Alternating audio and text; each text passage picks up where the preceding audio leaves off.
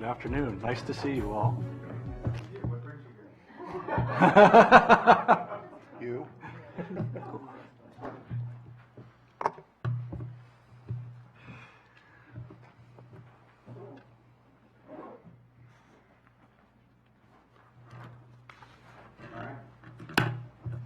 Okay. All right. This is the second work session in T&E, unless anybody wants to give any overview comments. I'll just plunge in. You have 3 packets in front of you. You have the main packet, you have an addendum, and you have an addendum number 2. And addendum number 2 has to do with the BRT projects, which I understand we're not going to really talk about today. We're going to have another work session scheduled for that some point in mid to late April.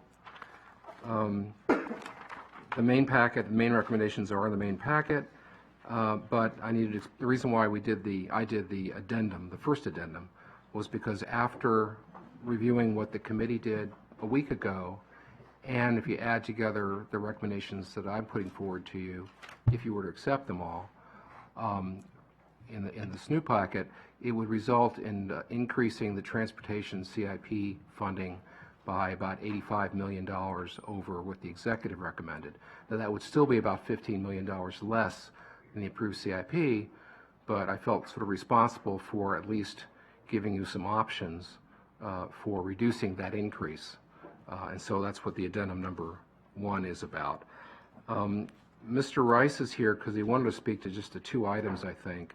Both would be like right at the beginning. So one has to do with one of the 3 projects in the addendum, which is Observation Drive Extended, and the other had to do with the Boyd's Transit Center, which is like the next thing on the agenda once we get to the main packet. So I was wondering if we could go to those first. Yep. If that's okay with the committee. So again, looking at the addendum, what I had recommended last week and what the committee unanimously agreed was that Observation Drive Extended should not be deferred. The executive had recommended deferring design by 1 year, starting in FY22 instead of FY21, and completing it 3 years later, so in FY29 rather than FY26. And we're only talking about the first phase, which is the part that extends Observation Drive up to Little Seneca Parkway and then widens Little Seneca Parkway over to 355. And you see the table at the bottom of the first page of the addendum. What the executive recommended within the 6-year period was about $23.5 million. That's the number it's in bold. If you stay with what the committee recommended last week, which is, again, my recommendation, I still think that's the best thing to do, it would increase the funding within the 6 years to $65.5 million, which is a $42 million increase. So it's about half of the increase over the executives that in total here. An alternative, which is a compromise, really, frankly, between what the executive did, has recommended, and what the committee unanimously recommended last week, is to delay the start of design by 1 year, as the executive recommended, but to delay the completion of the project of Phase 1, not by 3 years, but by 1 year. So it would be finished in FY27. And that results in an expenditure of $39 million, which is about, instead of being $42 million more, it's about $15.5 million more. And Mr. Rice had sent a memo in. It was too late for the committee meeting, but it was, but basically he's recommending approval of what the committee actually approved. And I think he wanted to say a few words about this. Mm-hmm. Councilman Rice. Well, thank you very much, Mr. Chair, and I will be brief. I really wanted to say thank you for your initial commitment as a committee to voting 3-0 unanimously to approve Observation Drive under its original schedule. This is incredibly important, not just because it's an arterial road that makes connectivity in Clarksburg one of our fastest growing regions, but in addition, it also provides capacity for then the expansion of mass transit to the up-county, something that the up-county is woefully short of. And so being able to move forward with bus rapid transit and making Observation Drive Extended part of that, I'd really like to see us at some point also look at really starting to advance BRT along 355 forward. It is time, and While I certainly understand my residents choose to use cars, oftentimes it's more convenient, even with some of the mass transit scheduling, and basically out of sheer need because there's nothing else that's connecting them, we can make a difference right away. By doing investments like this, folks will then be able to choose and get out of their cars and actually have something that promotes them using mass transit, something that we know is beneficial not only to just the quality of life for folks as they make choices about not sitting in traffic, but also when it comes to our environment. And so, you know, I'm just really asking that you go with your original recommendation. I certainly understand the budget constraints that we're faced with, but we have to make sure that we're continuing to commit ourselves to expanding options for all of our residents in the county, especially those who don't have any right now. Terrific. Thank you. So I guess the question is whether you want to revisit this now or leave it the way it is and just see where we end up with the CIP in April and May when we do reconciliation. That's really the question for the committee members.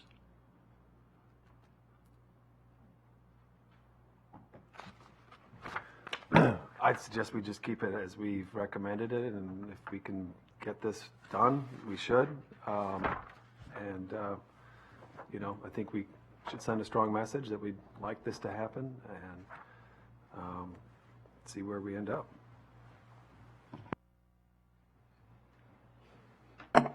I think the district council member articulately stated why we need to keep moving forward with this project as the committee approved last week. I agree with Councilmember Glass and the district council member. I think we'll have. And Councilmember. I got no love. I got no love. I misunderstood. Yeah, we'll have plenty of. The other project Mr. Rice wanted to talk about is actually on page 2 of the main packet, the Boyd's Transit Center. The council approved the appropriation of $620,000 back for FY19 to buy the Anderson property, which is where the basically Mark Station is and where the transit center would be built. The design of an illustration of the design is on Circle 6. What it would do is effectively triple the amount of parking at the station. Just as importantly, it would provide a bus loop, a place for buses to come in and turn around and go back. Right now, we can't have bus service to Boyd's because there's no room for the buses to go and turn around. The executive's recommendation shows the money to remediate the site in FY21, and that by agreement that has to be done then. But the rest of it, the design and construction of the transit center itself, has it not completed until FY25. And if you look at if you asked for the production schedule, in other words, if DOT were allowed to go ahead and build the project as quickly as funds were available, it would actually could be done a year sooner, it could be done FY24. And so that's the expenditure schedule you see on page 2, and I'm recommending that, and Mr. Rice in his memo on Circle 7 does the same. Councilmember Rice. This is just going to be very brief. Again, if we want to continue to promote folks utilizing mass transit, I know that DOT, and I'll defer to Mr. Conklin, who's worked with Mr. Roshi on the purchasing of this property. We've long known the value in terms of accelerating this project and what it means in terms of increased reliance upon MARC, but also connectivity of our public transit system to the MARC station. I mean, it's kind of unheard of that right now we don't have that connectivity that allows for a bus to actually drop folks off right at the station. And so from that perspective, this is kind of a no-brainer. I mean, if we do want to promote mass transit and encourage people to use the mass transit option that we have in the Up County, which is MARC, this is directly related to that. So I don't know if Mr. Conklin wanted to say anything about this. No, that's exactly right. I mean, we worked to get the property under control and complete the remediation, which in the time frame was allowed in that contract to recover some of the costs from the owner. All of that work is going well. We have also had ongoing conversations with Maryland Transit Administration about upgrading the passenger facilities at the rail station when the county goes to make this investment in the parking and bus turnaround. So, you know, it was scheduled the way it was because that's how the numbers worked out when we were trying to balance the CIP. But if that balance changes, I don't think there's any objection to getting this project done. Great. Is that unanimous, committee? I just want to say, I agree with the recommendation. I agree with the council member from District 2. We actually also, we worked this through in the Mark Rail sector plan that we recently passed through the county council. And it's a terrific vision for a loop there for bus transit. It'll make that whole system much more efficient. It's been a long priority to help the communities there better connect to Mark. We added bus service, the Meet the Mark program this year, which I worked on very closely. Councilmember Rice, we worked together to add that service. And you hear from a lot of residents in that area that they would like to be able to take advantage of Mark, but there hasn't been enough parking. So if they drive, they can't park. And then for a while, there wasn't bus service. So we need to. People will ride transit if we can help make that connection, and I think this is a really terrific way to invest in and strengthen the MARC system there. Okay. Okay. I think without objection. Before moving on, I'm just wondering, Mr. Friedson's actually missing the GO committee today to be here, and there actually a lot of projects in District 1, and I didn't know whether you want to cover those first, or we just go through the normal thing, and it may take the entire meeting before we go through all of them. That's fine. We can. However you want to do it. Mr. Chair, I know the GO committee will collapse without his leadership there. So yeah, no, please let's jump ahead of District 1. Mr. Chair, can I just say thank you very much to the Absolutely. committee. I really appreciate your indulgence and appreciate the support. Thank you very Glad much. to have you join us. Thank you. Okay. Basically, just then hit on the ones where there's some. Well, I'll save White Flint for a little bit later. I'm going to go through maybe the bikeway projects, which are a little simpler first. So I apologize if I end up missing something, but if you go to page 7, main packet, is the Bradley Boulevard improvements. And this is one where it's been in 2 phases for a few years. The first phase is to build a sidewalk along the southwest side of Bradley State Highway between Goldsboro Road and Wilson Lane. Also to widen the roadway to allow for bike lanes, in-road bike lanes on Bradley in that section. And the second phase is to build a shared use path, hiker-biker trail, on the northeast side. With the executives not recommending delaying the project, it's the same schedule as in the approved CIP. The only thing that I'm showing here that's different is that the project up till now has never included actually the cost of phase 2. And since that would still come at the end, that would actually be an FY27, which shows up on that chart on the top of page 8 as being in what says beyond. It's really short for beyond 6 years. It's not an existential beyond. And so, in fact, on the PDF, if you agree with what I'm recommending, we'd actually say that phase 2 would be completed in FY27, so it's clear that's what we're talking about. So that's a project that's in District 1.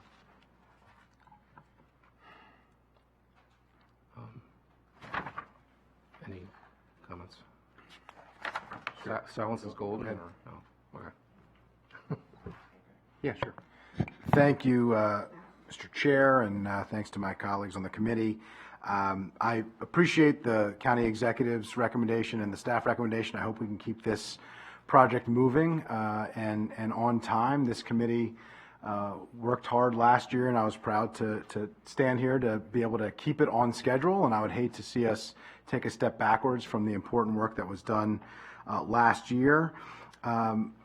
It's a critical project. It's been long promised and committed to the community, and I think that it is a critical project in terms of connecting residential areas into our urban areas. As we talk about some of the urban bike loops, we have to start talking about how we connect to those bike loops, because ultimately, if we really want to have bicycles and biking be a legitimate transportation option for commuting to and from job centers, we have to be connecting them to more residential communities to make them a safe and reasonable alternative to driving and parking. And I think this is an example of that. I have to say, I was also confused what the planning board meant, with when they say that the project as designed no longer meets best practices for bikeway design. It was in the 2018 Bicycle Master Plan, and there's no explanation or details as to where that came from, so I was pretty confused about that, and didn't understand why we would move to shelve or delay the project. So I hope that the committee members will move forward as they did last year and as you committed to last year to keep this project on schedule. It's a Tier 1 project as part of the Bicycle Master Plan, and to not move forward with Tier 1 projects as part of the master plan, and to not continue our commitment to connecting, as part of the Bicycle Master Plan, our residential communities to our urban job centers, I think would be a significant mistake. I'll just share a couple of questions I have about this project. This project has, we've kept it on track. We're all committed to connecting residential neighborhoods with our urban job centers. We're all committed to improving our bike infrastructure. To me, the design of this, though, has sort of grown beyond the ideal scope of the project, given all the demands on the need to improve our bike infrastructure, the need to improve our transportation infrastructure all over the county. It recommends at least 3, maybe 4 different places to ride a bike on Bradley Boulevard, which is an important thing to do, but it feels to me like there weren't any choices made in the design about what is the optimal infrastructure that's needed. Pedestrians might need a sidewalk, cyclists may need a protected bike lane, both directions. We're also widening the road, and then it's going to have a shared use path. Isn't it possible to design it to have a shared use path that's actually going to be shared by pedestrians and cyclists, and forego some of these other very expensive options? David Ansbacher at the Planning Department. I was the project manager for the Bicycle Master Plan. Just to touch on the recommendation in the Bicycle Master Plan, it was for both a shared use path and conventional bike lanes. That was reflecting the project that had been approved by the council. I think the general approach, had we not had that direction from the previous council, would have just been to have a shared use path. But in addition, when the planning board was speaking to the component of the project that did not meet best practices, it was not the bikeway, it was the sidewalk. We have a legacy of sidewalks throughout this county that are directly adjacent to a curb. There's no buffer between them. This creates problems with snow storage, with undulating sidewalks that create issues for the ADA community. And so the thought here was that before we go spending a lot of money on this project, we really need to update the design. If we are to take out the bike lanes, perhaps that creates space to create a buffer between the sidewalk and the road. I mean, I really think something needs to be, I can leave the design to you, but it's something to me needs to be reconsidered here, because it's $16 million for 1 mile, which is twice as expensive as Dale Drive, which we all probably agree there's need for the same sort of both pedestrian safety and cycle connectivity. But it doesn't seem like here there. I hear what you said about the previous council as well. Obviously, as you know, the previous council wasn't under the same budgetary constraints that we're under, for reasons that are in our control and out of our control, but we're doing the best we can. And there's need all over the county. And this one seems like an extremely expensive 1 mile. So, Mr. Conklin? Well, from what I understand, the facility planning effort for this was considering the proposal for the facility that you see here. And we're not, sitting here today, I don't know the implications of switching conventional bike lanes for a sidewalk buffer in terms of its relationship to the drainage and utility issues on the corridor. So if you have a shared use path, why do you still need the sidewalk? Well, I assume the sidewalk's on the opposite side from the shared use path. Correct. And this shared use path would be buffered. Right. We have many arterials Yeah. like this around the county that have a sidewalk on one side or a shared use path on one side, right? We do, Like yes. Franklin Avenue. Yes, On the east side, correct. It's not our Sidewalk. desire to have those facilities. I mean, obviously, we want to have walkability, bikeability on both sides of the road. So the idea of buffering the sidewalk is something that we would want to explore, but I can't tell you what implications that would have on the funding schedule that's before you right now. And just add that there, like many of the arterials, there are bus stops on both sides of the road, so getting people to and from the bus stops is an important consideration.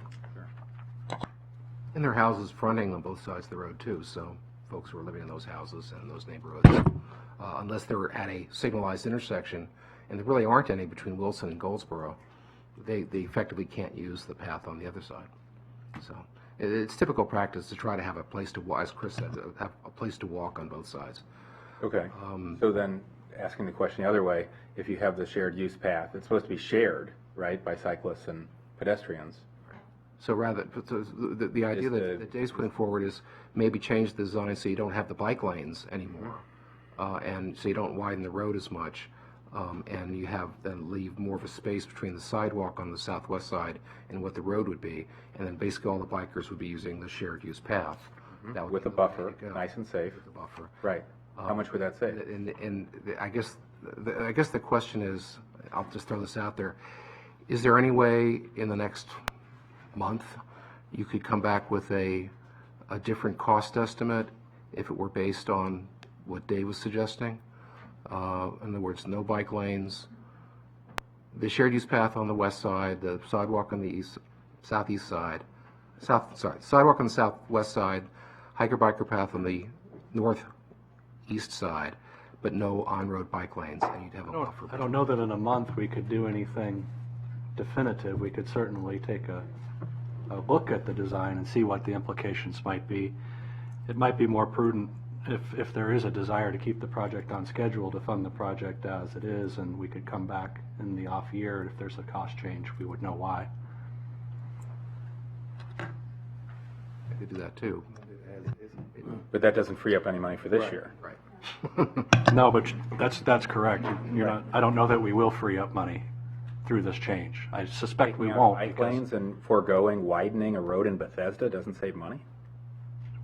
Because we will be adding to the overall width from the back of sidewalk to the back of sidewalk. So we're talking about a few feet of change, and I don't know how that's going to correspond to all the utility infrastructure that's along this. So I don't know that there'll be a cost change from this. It's about a 5-foot difference in the overall width if we take one of the bike lanes and make it the buffer for the sidewalk. I don't know that you'd see a really substantial savings by making this change. You have sidewalk on the south side, right? You have shared use path on the north side. Also has envision a sidewalk on the north side? No. Okay, so isn't there a buffer already built in between the shared use path and the road? There's 10 feet of bike lane Right? in this plan. We would be Right. taking somewhere between 5 and 8 feet of that 10 feet and making it a buffer for the other sidewalk. So the surface is different, but the overall scale of the construction is not radically different. The thing that I don't know is how it corresponds to utilities, and the 35% design is complete, so that cost would be, some portion of that cost would be reincurred to make this change. So I don't know that you'll see a lot of savings by making that change, although it may make it more consistent with the bike plan's overall vision. And probably a smaller, nicer looking facility. So I can't be more definitive. I didn't know the nature of the comment until David described it. I mean, listening to the discussion, I have to agree with Chris. I mean, it may not make that much difference in cost. If the committee wants to have them look at this when they go into the beginning of design, they can, and maybe the project would come back with slightly different cost next year. I would think it probably wouldn't make that much difference either. A lot of what's being asked for from the community is stormwater management improvements in this area, which is part of the project, and whether you take away 8 feet from the roadway width or not, a lot of the money's going to be tied up with that. That was most of the support for the from the South Bradley Hills Association. Their petition was really for that aspect of the project. I hear you. We have communities like that asking for stormwater management improvements all over the county. Yeah, that's been their main They're concern. backlogged. Right. Yeah, please. So taking a step back for a sec, the keywords that I heard were that the project currently doesn't meet best practices and that there are ADA compliance issues. Is that correct? I heard ADA. That was about undulation of the shared use. I believe it would meet ADA, but it just wouldn't be a best practice. If you're in a wheelchair or you're on any wheels, you're going up and down every time you come to a driveway. So that was the reference to ADA. And that's for the sidewalk component. Okay. About 2 weeks ago, 3 weeks ago, I went to a meeting of the Commission for People with Disabilities, and there was great concern regarding their ability to use any of the infrastructure that we continue building, particularly relevant to all of this conversation with bike lanes and other types of infrastructure. And so I want to make sure that what we're building is best practices and usable for all of our residents. What that means relevant to this conversation, I'm not quite sure anyone really knows. Really? The concerns with that community have been more about the facilities we're building in the road, the protected bike lanes in the road that cause them to have to cross additional directional streams of traffic that they weren't having to cross before, and the idea that the bus stops aren't attached to the curb. This design doesn't include those types of features. This design is more akin to the traditional bike path, bike lane designs that were not raising those concerns over the last 15 years. Those concerns are very recent. Okay, well, I appreciate that, yes, and definitely the floating sidewalks and bus stops and all of that, that was top concern. I understand that is not what we're talking about, but when I hear certain terms being used as points of reference, I just wanted to clarify.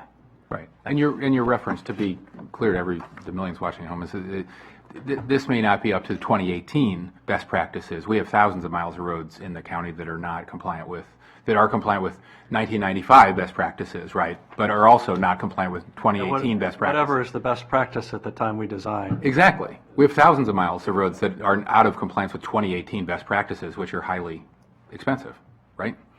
Correct, and have issues that weren't fully appreciated. This is no different. Practices were defined. So go ahead. I was under the impression that this project had two phases. We build the sidewalk first, and then the shared use path second, right? The sidewalk and the bike lanes in the first phase, and the Let's be clear, we're not building a bike lane, we're just painting a bike lane, right? You're widening the road sufficient to. widening the road Paint and the bike then lane. striping bike lanes on both sides. Right, striping a bike lane. And then the second phase is the shared use path. Right. And the recommendation, or, I don't know, is it a recommendation? We're discussing whether we could not have the room for the bike lanes, and whether that would save some money, right? And you're saying it's not what's the best practice issue, Dave? I'm not speaking to money at all. I'm simply raising the concern that was addressed with the planning board, which is that there's not a buffer between the sidewalk and the road, which creates. Good trade to add a buffer by removing a bike lane? There's still a shared use path as part of this project. It's on the other side of the street. Correct. I mean, a bike lane is also a buffer to some extent. It's not. It just has a It's a distance. paint. It's a distance. This paint. The practice in the bicycle master plan was generally using shared use paths on one side of the road for two-lane roads such as this. So the general practice was a sidewalk on one side of the road and a shared use path on the other.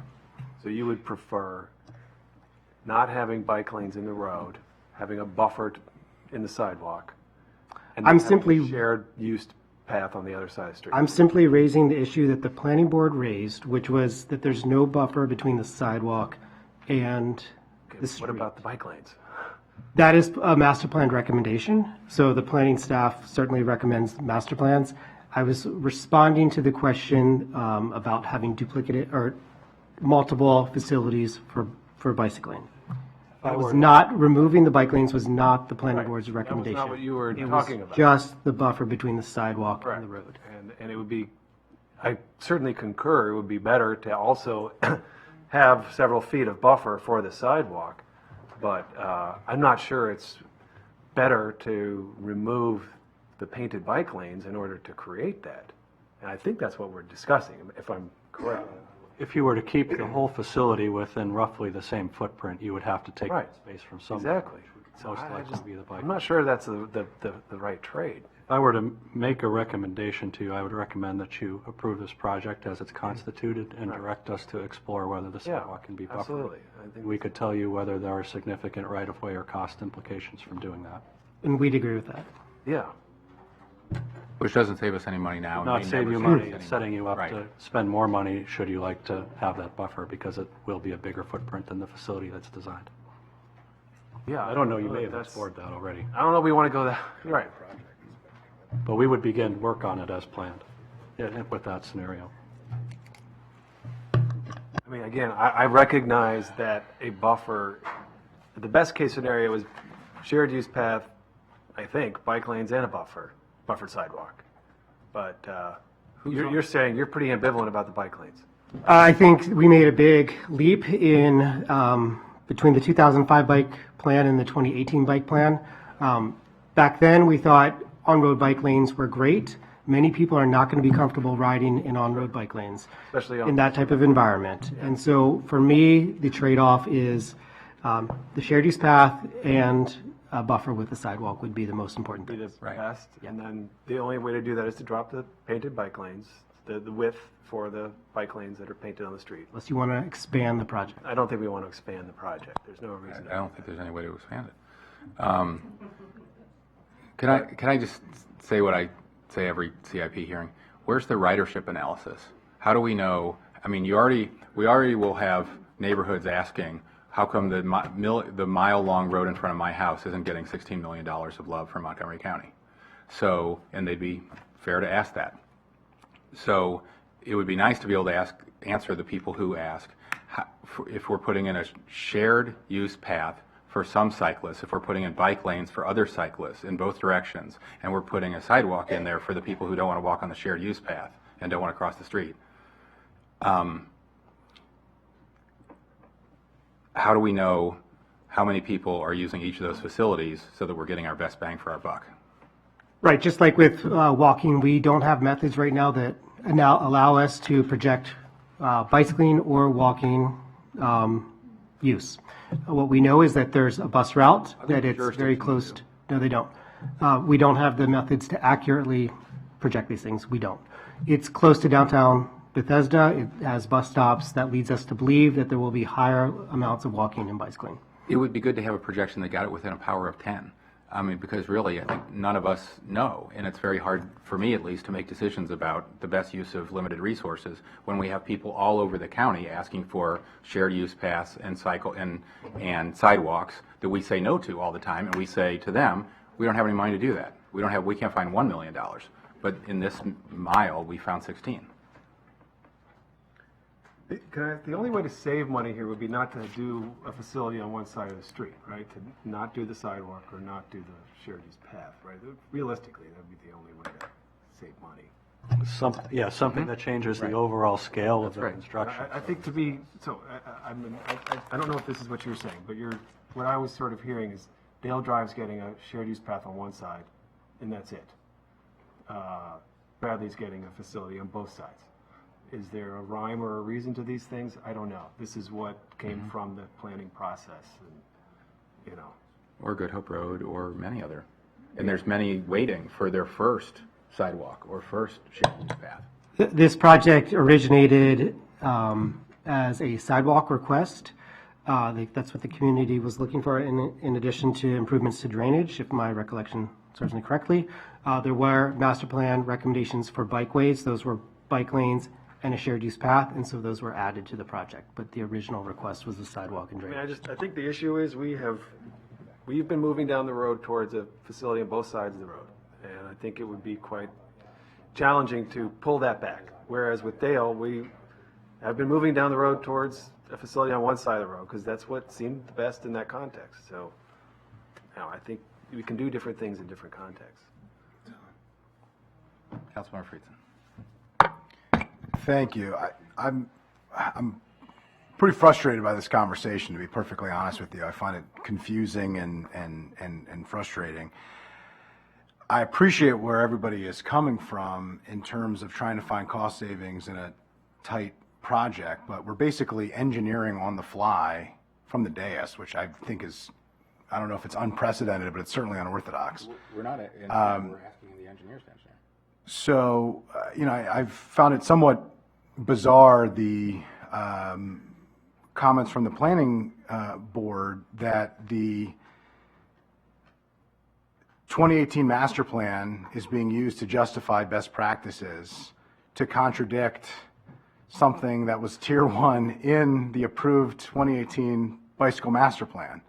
And so could you explain how you could reconcile the two? Because normally the process, how it works here, I've only been here for 15 months, but normally how it works is planning's role in changing the scope and design of their recommendations happens in the master plan process, which was approved and sent over through that process, and it just seems very non-traditional to recommend significant cuts and changes to a process that using the master plan's best practices from something that was approved in that very same master plan.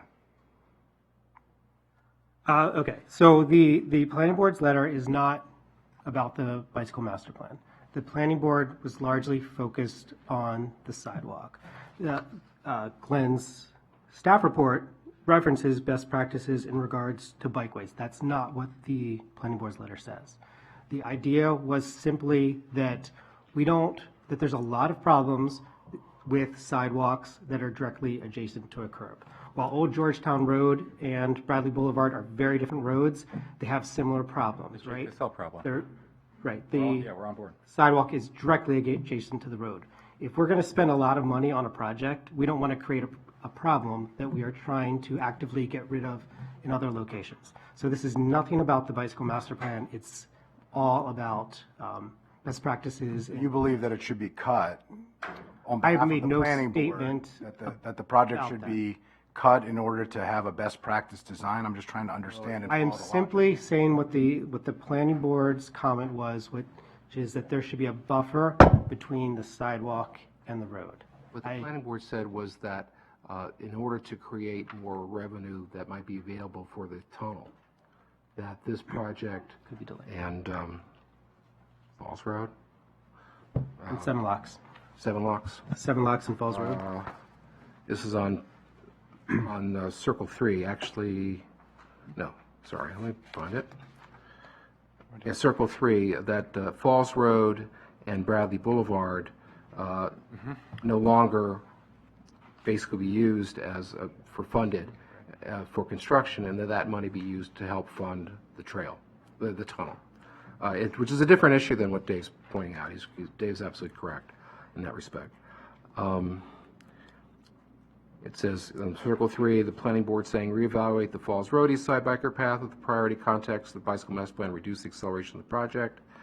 Goes on, at Bradley Boulevard, the project design no longer meets the best practices, and the planning board joins planning staff in recommending the design be revisited before advancing to construction. And then later, it talks about prioritizing, where the heck is it? Talk about shifting money to for the tunnel. I lost it now. I find this a pretty troubling process. This is part of the 2018 bicycle master plan. It was a tier 1 project. It's in the CIP. We're now talking about, based on a change that has not been brought before through all of the processes that, this has come before this committee, the council, the planning process, including last year when this committee, to its credit, reversed a delay to this project, which has long been delayed, long committed and long delayed. It's finally moving forward, finally has a buy-in, and now there is a last-minute change to make significant changes, which we don't even know what the cost implications of those might be or might not be. If we're here to say, hey, we ought to take a look at something different because there could be a different way to do this, I'm all for it, and I think that the director's suggestion is the appropriate one. Allow them to look at that. It could be taken under advisement. I appreciate you agreeing to that. I hope we can move forward with that. We have lots of issues that are related to this, not just the fact that we have a problem with making commitments and not keeping them, but State Highway won't put in sidewalks until we do this project. We've requested them. They come back and say, well, you have a project in place. You need to move forward with the project. There are a number of related issues, and so I just, I think that, I hope that the committee will move forward as it did last year to say that we are going to keep the commitment and keep the project on time and allow the experts in the engineering and design process to work out any issues that might be in consultation with planning as appropriate. We agree with that 100%. I found the part in the planning board's letter, if you will, circle 4 in the middle of item number 13, how about pre-prioritizing transportation priorities. And it says, as a start, the 2 projects identified in items 8 and 9, which are Falls Road and Bradley Boulevard, should have budget shifts to focus on redesign, not construction within the CIP. And they go on to talk about some of the BRT projects as well. Just to close the loop on that. But I agree also with what Mr. Reamer was saying. I think leave the project the way it is, ask DOT to maybe go back and look at it, the scope, whether it's removing the bike lanes and creating more of a buffer that way. I wouldn't add more buffer between the bike lanes and the sidewalk, because that's going to be even bigger right-of-way takes, bigger impacts on the houses on the southwest side. I'm not sure how much it gets you. But I think that's something they could look at fairly easily over the course of the next year. Well, isn't also an option, you're saying you can't come back to us in April with any design engineering? Very unlikely. I mean, You have in other projects. This preliminary design was done quite a long time ago, so there's some refreshing that needs to be done by our own staff to understand what issues were addressed in that preliminary design. Because as has been said, this has been delayed multiple times, so it's not fresh in people's minds what all the issues are that might be affected by this. Right, and I think it's entirely appropriate to be talking about this because it keeps getting more expensive. And I think we'd like to see you move ahead with an affordable project and not one that just keeps growing. But is there another mile in the CIP that is $16 million? Yeah, you're going to talk about some of them in the other projects in this packet, I think. Anyway. All right, so committee's okay with that? Did you have a question, Councilmember Glass? Well, so thank you for reminding me. I just want to make a general comment and appreciate the District 1 council members' participation and leadership in making sure that his constituents in District 1 get the infrastructure that they need. But last week, I shared in the first conversation on this that there are some hard choices that we need to make in order to fund some very big projects also in District 1. And so we want to fund everything, and we're having the adult conversations of trying to figure out how we maximize our infrastructure needs within the constrained budget that we have, and look forward to engaging and continuing to engage in this important conversation because our budget is only so big. And sometimes we have to make choices that no one wants to make. And just wanted to share those thoughts with you that I shared with everyone last week. Okay. As far as I can deduce, the only way to save money is to remove a facility from one side of the street. Right. I don't think that's what you suggested, or the planning board. What did the planning staff recommend? Everything. The planning, there's two different things. Maybe I could speak to that. It's basically to take another look at this project. It was designed 9 years ago. We You're now not look at. recommending a cost-saving strategy when you say take another look at this project, are you? Potentially? I am conveying to you what the planning board said. Okay. The planning board's cost-saving strategy for this project was that maybe it's delayed a year or two while the redesign occurs. That saves money, but it's Save money. not reducing the scope of doesn't save money ultimately. It just Correct. saves money in the 6 years. Simply, the planning board is saying that there needs, the planning board is not speaking to the bikeways. It is saying that there needs to be a buffer between the sidewalk and the street. I think that's generally accepted. And we could use that justification to delay the project if we wanted to, or we could proceed to redesign it within the existing timeline. I think redesigning it is not really the choice. It's frankly delay. And the planning board's saying, I'm going to just read you again what they said. Bradley Boulevard should have, applies to both Bradley and Falls, and we talk about Falls next, should have budget shifts cuts to focus on redesign, not construction within the CIP. I read that to be is leave the design money in, take all the construction money out, and the redesign come up with whatever best comes up with, maybe with best practices, and then come back with this project maybe in 2 years or whatever and put it in, but take the rest of the money out. I didn't recommend that for this project because it's very far along. It's a very large constituency for it. It's close into Bethesda. I think for the reasons that other people have I said. don't know that we need to do that, as far as this budget. We just don't know that we really. Make a have to different that. recommendation on Falls Road. Right. But about Bradley, I think. There are other places that may be better suited to finding savings.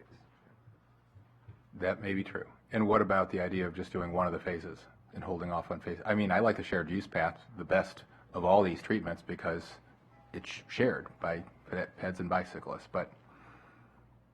Well, we'd have to talk to DOT about how to reformat the project. When you look at the expenditure schedule at the top of page 8, the construction management and construction of the bike path, of the shared use path, is about $6.6 million.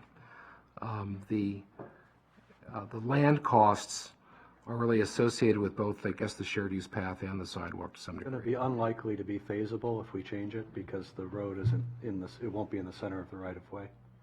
I won't be sorry. It's not currently, the work is not centered in the right-of-way, so if we're changing the allocation of space, I don't know that we can phase it the way that was contemplated, because the side path is not necessarily being constructed as the road is constructed, but if we're reallocating all that space, then geometry is likely to change. I guess what I'm saying is if you were to flip-flop them, you really wouldn't save much money at all. It may actually cost a little bit more, because the shared use path is going to cost more than the sidewalk. And right now, the shared use path is all beyond 6 I years. thought they were more, they're always more expensive than sidewalks, shared use paths, No, in this case it is. in this case. It can be cheaper if you're That's not what- disrupting the existing infrastructure and building around it. But in this Right. case, the idea was to reconstruct the road to get the bikeways and the sidewalk, and then come back and build the shared use path. If we're moving where everything is in that cross-section, that construction sequencing may not be possible. So it may be one larger, at one time, construction project. I think the juice isn't worth the squeeze on this one, in terms of flip-flopping. Okay, I would still prefer you come back with a more fiscally responsible design, but if you don't think you're capable of that, then we're going to move ahead. Well, as I mentioned, Long afternoon. we can take the first step of design here, look at incorporating the buffer and eliminating the bike lane, and see where we are financially. There may be some savings, there may not. But I would recommend keeping on the schedule Okay. as projected here, and we can update costs and any impact to schedule from this change a year from now. Okay, and I do think, looking at other jurisdictions that come up with ridership and usage analyses, all over the world, we need to do a better job on this to be, to have some integrity in this process, rather than just sort of guessing that, well, there's a constituency of people that wrote us a letter, so we're going to build them a sidewalk. It's very hard to manage the efficiency of our limited budget without that kind of analysis, even if it's imperfect. Okay. If we're ready to move on, the next one in District 1 is Falls Road. Same recommendation from the planning board on this one.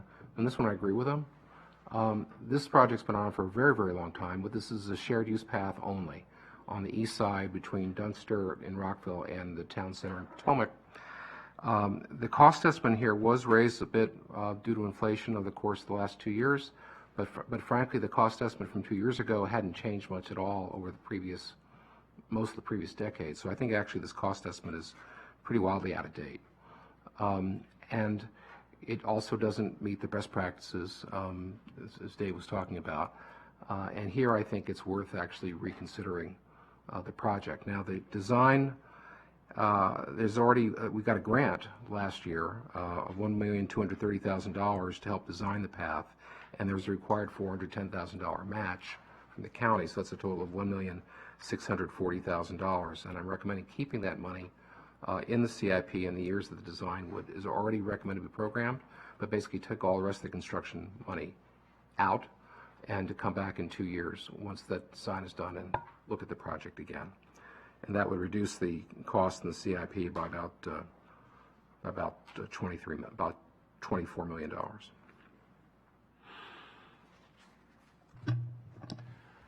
In this project, we urge you not to accept that recommendation. We are concerned that the lapse in the construction from the design puts us at risk for defaulting on this grant. If you don't want to advance this project, we recommend that we don't initiate the design at this time and you not advance the project.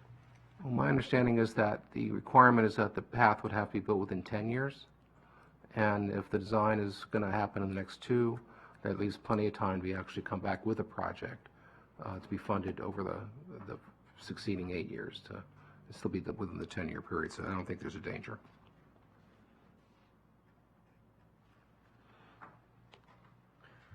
With the idea that, the understanding is there will be something done here eventually. And in fact, what I would do is show the money, it's construction, not take it out of CIP entirely, but put it in the beyond 6 years category so it still shows up. Now that cost estimate, again, I think is still going to be too low based on the current design, but at least as a placeholder, it's there. So we haven't executed the grant yet, and we'd have to give that some hard consideration, whether we felt we could meet the obligations if we were going to take that path without the commitment to construction funding earlier in the CIP. What is the grant for again? Who's it from? It's for design. It's from MDOT, Federal Highway Alternatives money. I just want to make a general comment on this one. We have a lot of these really, really expensive bike projects that are expensive because, by nature, they're trying to fit a significant expansion of space into a traditional suburban arterial winding through neighborhoods. It's really expensive. We've got to, and I think we're doing a better job because of the BIPA projects, but we've got to balance our bike ped investment with much less expensive projects that could serve, potentially even more people. And I think there's generally access issues, like if you live on Bradley Boulevard, it's just, you feel like you're cut off from downtown Bethesda. It's not safe to bike on Bradley. If you live off of Falls Road, you probably feel like, unless you're a really advanced cyclist, you probably feel like it's not safe to bike on Falls. You can't. And I get that, and we need to build a share, a share of our budget should be going towards that. But we are also missing out on the, wide array of really low cost, not temporary improvements, but those low cost improvements that potentially are going to generate, 10 times as many riders or 50 times as many riders, or at least support, I don't want to say generate, but support 10 or 50 times as many riders and cost just, a tiny fraction. And so I don't know why we're at this point. It feels like it's sort of a legacy of when we looked at our roads, we didn't have kind of an urban bikeway strategy, so we said, well, we got to build these bike lanes on our big roads, and that's how we kind of got to this point. And Dave Ansbacher still here somewhere. We've got to rationalize this capital budget and balance our investment strategy so that we're also, and we are, again, the BIPA program is there. We're building loops, and we got a downtown Bethesda loop, and we got, but I just feel like those projects should be a larger share of the capital. They're cost effective. They're cost effective. They should be a larger share of our bike funding than they are. And it's partly what we're doing right now. We're reorienting a bit, but I don't know. I mean, it just feels like we're still not taking the fresh look at our overall portfolio and then reallocating according to what we think is the best practice. These are very old projects. We are taking new approaches to these, as you mentioned, and on projects of this scale, we are looking at design to budget and affordability, and we're looking at breaking things into smaller chunks that are achievable because these have demonstrated themselves to be very, very difficult to take forward. Hey, can you share any comment on the capital strategy generally? I mean, it doesn't feel like I've received a recommendation from planning. Maybe I have, about, hey, here's your overall funding strategy, and we really ought to be shifting in this way. Yeah, so two things. One, the Bicycle Master Plan itself says that 2 projects, the Falls Road project and the Seven Locks Road project, both need to be redesigned. That was a part of the approved plan, so that's there. But I agree with everything you said. I think that there are a lot more cost-effective projects that can be done closer to the downtown areas, closer to our transit investments than this project. And innovative ones, right? I mean, Innovative. Yep. I really appreciate the expert advice of the planning board. With all due respect to them, they don't have to pay for any of this. So the bike master plan is full, and all our master plans are full of things. It's not breaking a commitment to not build something just because it's in a master plan. Our master plans are full of projects that don't go forward, commercial and public. And I like, one of the many things I like about the bike master plan is that there's innovative things in there that are more than just adding a bike lane on a major highway. There are the breezeways, right? And your other affordable ways to add connectivity where there's not connectivity now, so people feel comfortable getting on their bike in a place probably where there's no conflict with a car, which is fantastic. So the bicycle master plan does prioritize projects. It prioritizes them based on a number of things, but the first tier of projects are those that are in the downtown areas, building out downtown Bethesda, downtown Silver Spring, Wheaton, and projects like Bradley Boulevard that connect to the downtown areas. I think I'm not sure how this project was prioritized. I think one of the last changes by the council was to take projects that had been in the CIP for a while and kind of bumped them up in the priority. That was not the approach that the staff used when putting the plan together.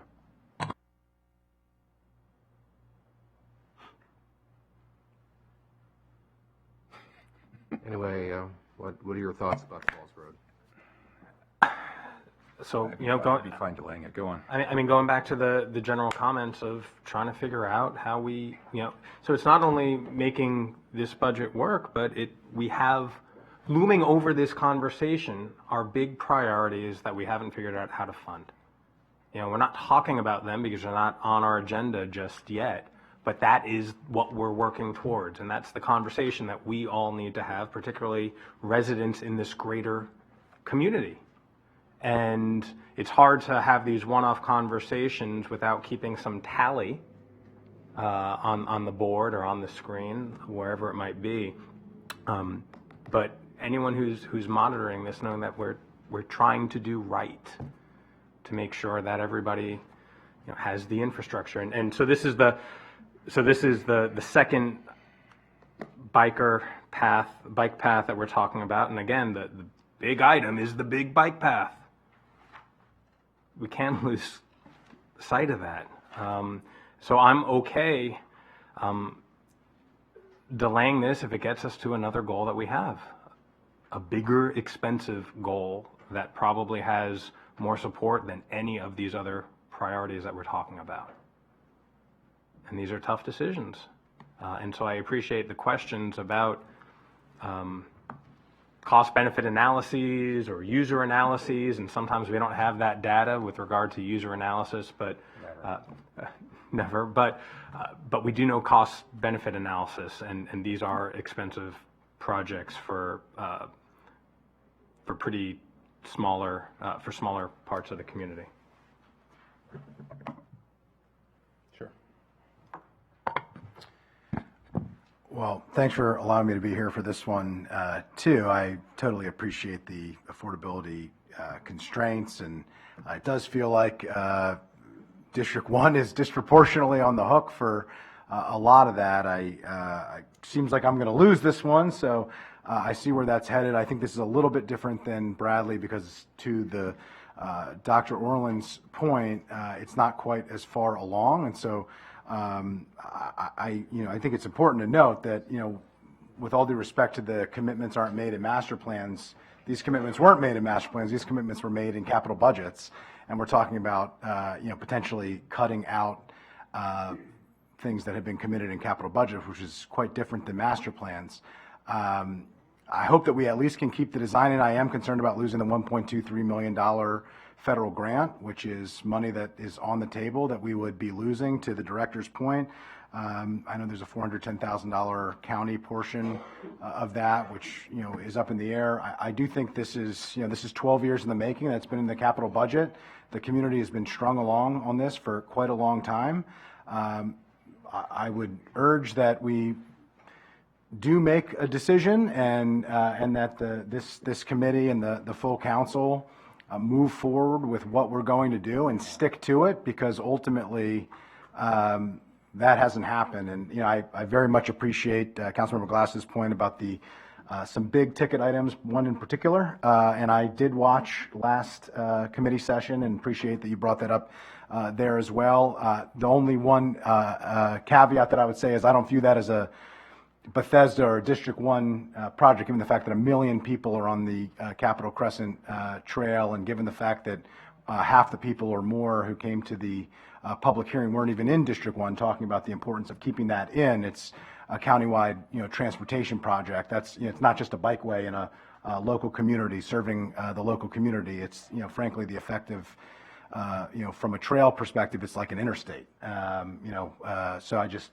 but I point taken. I will just say, 12 years in the capital budget, the perpetual delays, and I recognize that it's a very expensive project.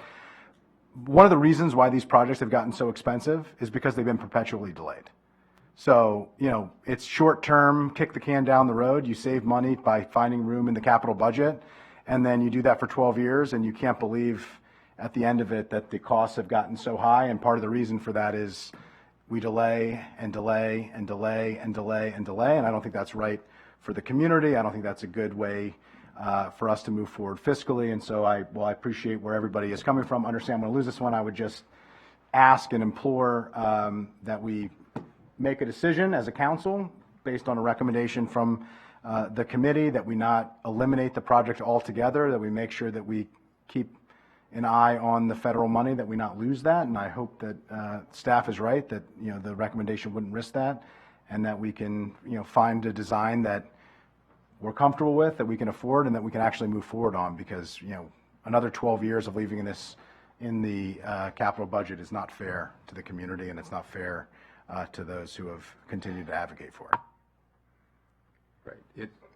There are dozens of communities that are still waiting for their projects to get into the CIP in the first place. So that's what's behind all this. But respectfully, I mean, what does it matter if you get into the CIP if once you're in the CIP, which is supposed to mean that the project is moving forward, we perpetually delay it in perpetuity? So, I mean, I'm really uncomfortable with the fact that this conversation has devolved into pitting certain projects on one community against another. Obviously, lots of communities advocate for lots of things. The question is, we have things in the capital budget. Are we going to fund them, and we're going to move forward with them or not? I recognize some of the challenges of this particular project, but it's in the capital budget.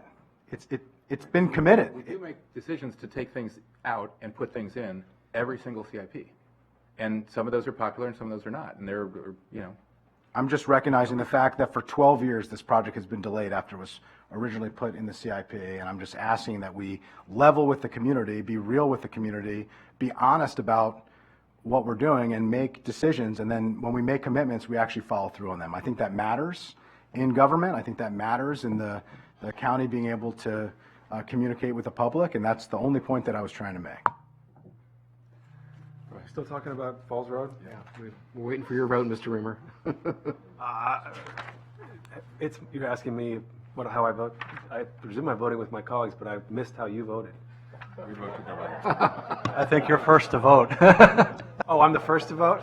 This is an No, anticipated. Mr. Glass mentioned how he's. I'm okay with delaying this project. I don't love it, but I fundamentally also want to shift our priorities towards different bike infrastructure overall, not necessarily just this project, but I don't believe it's a good use of our funding to have in 4 or 5,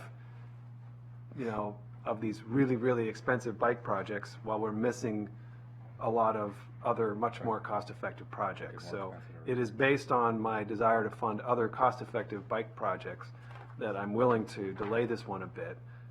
And I think it's here because of a legacy, and I think it's. Yeah, well then.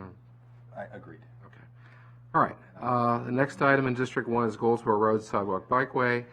The project scope has changed since 2 years ago. It was to be a cycle track on the west side and a sidewalk on the east side. This was a bikeway, a sidewalk that runs from River Road down to Macarthur Boulevard. However, in the meantime, stormwater management issues have arisen, and the department has agreed to rescope the project, and the executive is recommending it that way, so that instead of a cycle track, there'd be a shared use path. So it still would be a sidewalk on one side and a shared use path on the other. More significantly, well, as significant, I guess, the executive is recommending delaying the project by 2 years from what was in the approved CIP. It would be design starting in FY24 rather than FY22, which means it'll be finished 2 years later. In the addendum, where I'm basically trying to figure out, if you kept it on schedule, which is what I had recommended, that would add about $13 million above what the executive had recommended. Basically just keeping the project on schedule. If instead were to delay it by 1 year instead of 2, this is the back of this page 2 of the addendum, it would increase the cost by about $6.5 million, about half of that within the 6-year period. So it would start in FY23 for the design, and the completion of the project would be in FY28 rather than FY29 or FY27 if you didn't delay it at all. So that's the question for you is, do you agree with the executive to delay it 2 years? Do you agree with my recommendation to keep it on schedule? Or do you recommend my alternate recommendation, which is to delay it by 1 year? Or do you have a fourth item? This is a revised, this is an addendum item? It's in the packet, the major descriptions on the bottom page 9, top of page 10 of the main packet, but the alternative is described on page 2 of the addendum at the top. And it's a difference between a 1 year delay, a 2 year delay, or no delay. And 2 year delay I'm would. okay with a 1 year delay. I think it's not what I want, but I'm looking for a big picture here. We're trying to get $60-70 million in this budget for the Bethesda tunnel, and What are the maintenance costs of maintaining the flex posts? I don't know. I don't think it's very substantial. Okay. This is the very newest of these bikeway projects. But there wouldn't be Does that any mean? flex posts in Most the recent, project. most recent to the CIP. I mean, the new design would have it be a separated hiker-biker path with a gap between the roadway and the path, and a sidewalk on the other side. There wouldn't be a cycle track. So there wouldn't be flex posts on this. Am I correct? I think the revised, here we're in a very environmentally sensitive area, and we're trying not to impact the Minnehaha Creek. And so we would look to try and have as small as footprint as possible and still have a safe route for folks to walk. So I think it would be a context-sensitive solution here to try and fit everything in and not have an environmental impact. So you're saying little buffer. Little buffer, yes. Little buffer. Mr. Glass? Even though it's challenging because of the steep grade? I mean, we would obviously try and look to find and get one in if we can, but it's tight. It really is there. It's and we don't want to avoid impacting the creek if we can. Okay. I'm okay delaying a year. You're okay. Okay. 1 year delay. All right. All right. The next one is on page 11 of the main packet, Macarthur Boulevard bikeway improvements. This was supposed to start design in FY20. It hasn't, and it won't. And the executive is recommending starting design 2 years later in FY22. I recommend not delaying the project. It's already been delayed a couple times before. Although even if you don't, it's already effectively been delayed a year by the fact that there's no real action happening this fiscal year. So effectively, I'm recommending a 1 year delay because that's as fast as you could do it at this point. So you see the expenditure schedule on the top of page 12. With a 1 year delay.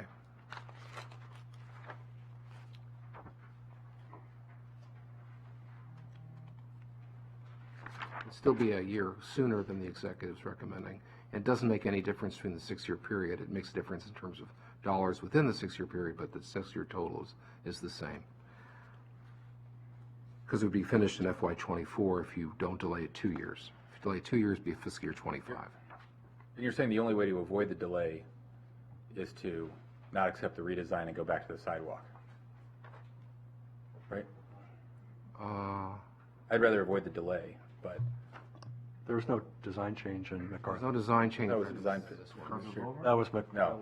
MacArthur, this is the same. Basically, it's three pieces of MacArthur. One Sorry, I piece. thought you were on Good Hope. no, we're on. No, we skipped. Oh, I skipped one. I beg We're your doing all pardon. the District 1 ones, so Mr. Friedson can actually try to get. Of course we are. Go ahead. So we're at. Not just that the entire capital budget is District 1, although it might seem that way at the moment. District number 1. So it's MacArthur. It's it's basically basically making the bikeway here the same as was done in the first section that was done between Oberlin Avenue and the Beltway, which was finished a couple years ago. Provides a 5-foot buffer between the road and the shared use path. It widens the existing shared use path to 8 feet, which is the minimum for our shared use path, and it widens the roadway to 26 feet to allow sufficient width for on-road biking. There's actually a third piece that's in facility planning that would follow this one, which would carry all the way up to Old Anglers End. I don't see in the paragraph, in the packet, how long is it? This section is 2.1 miles. It's from Oberlin Avenue and Glen Echo to the DC boundary.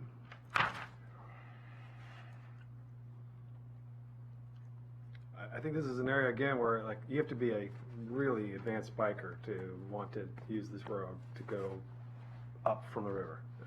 Maybe down, maybe, but still, either way, like this is a major access issue. So This is a heavily used bike popular. facility. exactly, As connect. opposed to some of these other ones. Right. But What do y'all think? I mean, you know, I'm with you, Glenn. yeah, I'm okay with not my desire to delay this, but if a year is going to get us the Bethesda tunnel, I'm okay with it. If we can't get the Bethesda tunnel, then I've got a problem with it. So Again, this doesn't relate. The 6-year total that's right. It doesn't change the money. It's just the changes the year at which the money's hit. and what is those year? What are those years? Well, if you look at the top of page 12, you see the numbers for 21 through 24. 700 in thousands of dollars, 742,000 in 21, about 3 million in 22, 3 million in 23, about 3 million in 24. If you were to delay a 2-year like the executive, you basically move all those numbers out 1 year. It'd still be within the 6-year period. Effectively, what you're doing is you're saving a little bit of money in 21 and some money in FY22, and you're adding it in FY25. So we're doing better than the executive's recommendation. I'll say, you know, I don't know about I can't speak to the bikeability of this 2.1 miles, but the one thing that catches me, which is different than the other items, is that this stretch has been identified by the Transportation Planning Board as one of its 12 priority areas. And so if we are talking about regional connectivity, and, you know, I have questions about what happens when someone gets to the DC border and whether or not there's infrastructure on that other side, but that's out of our jurisdiction. There is a regional priority set on this one stretch, unlike the others, and so I am more inclined to support the project as is. As the executive or as council staff? Oh, good clarifying question. Where are we? Again, the executive recommends delaying it 2 years. I'm effectively recommending delaying it 1 year. I'm good with council staff. Mr. Hawker? I agree.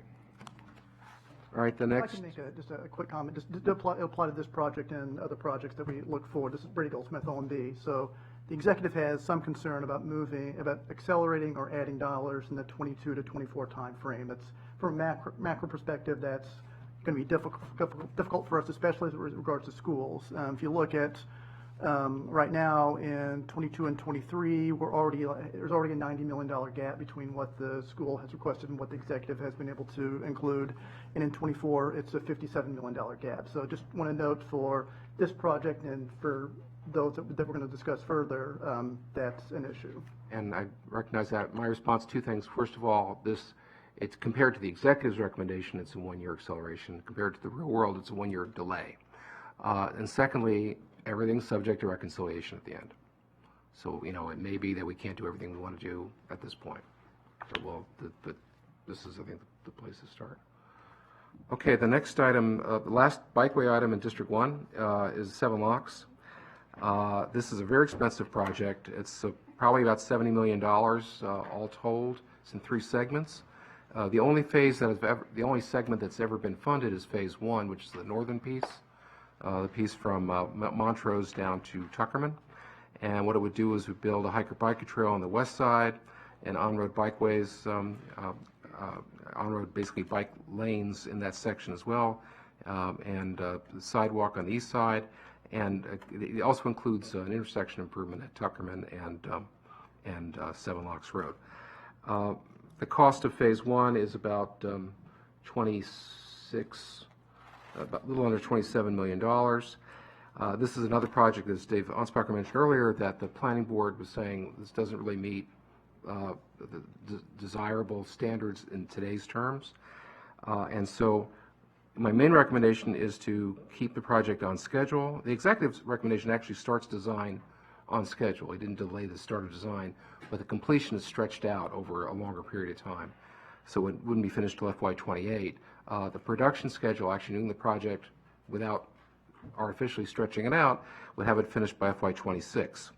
But by doing that, and I'll go now shift to the appendix again, addendum, sorry, that would add about $21 million in the 6-year period over the executive's recommendation.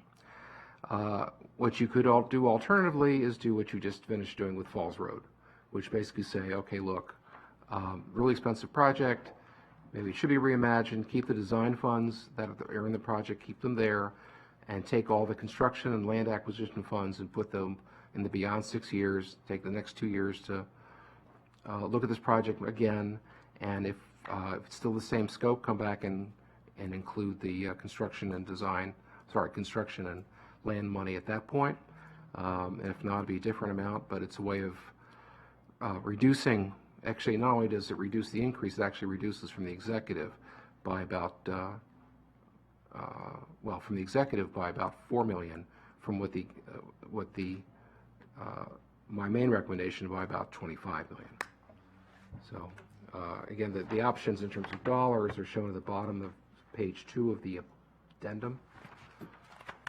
And you'll see the executive numbers. It shows $5.7 million within the 6-year period. It shows about $21 million in the beyond, which is really 27 and 28. If you keep the project on schedule in terms of how fast it could happen, it would be finished in FY26. That's the full $26.7 million.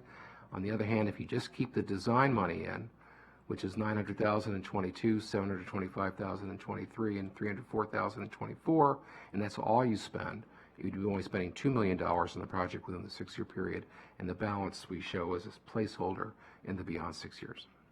So those are 3 options for you, and my main recommendation is the second one, but as an alternative is the third one. But reiterating the comments from Falls Road, it's problematic when we have gaps between design and other activities because uncertainties creep in, designs get stale, situations change. So we would prefer to not have those gaps in the funding schedule.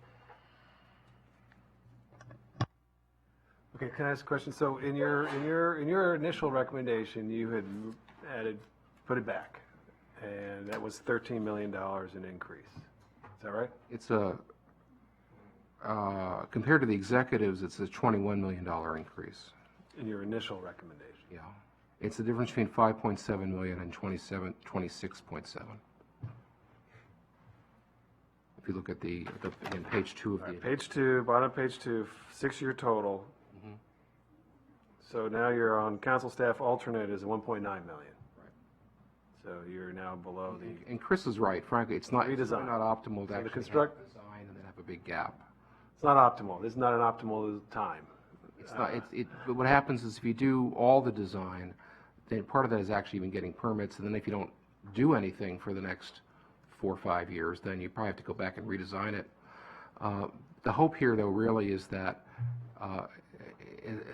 frankly, it's a way of do the design and come back in 2 years, hopefully with the wherewithal to be able to do the project, maybe reprogramming it or whatever it is, starting in FY24.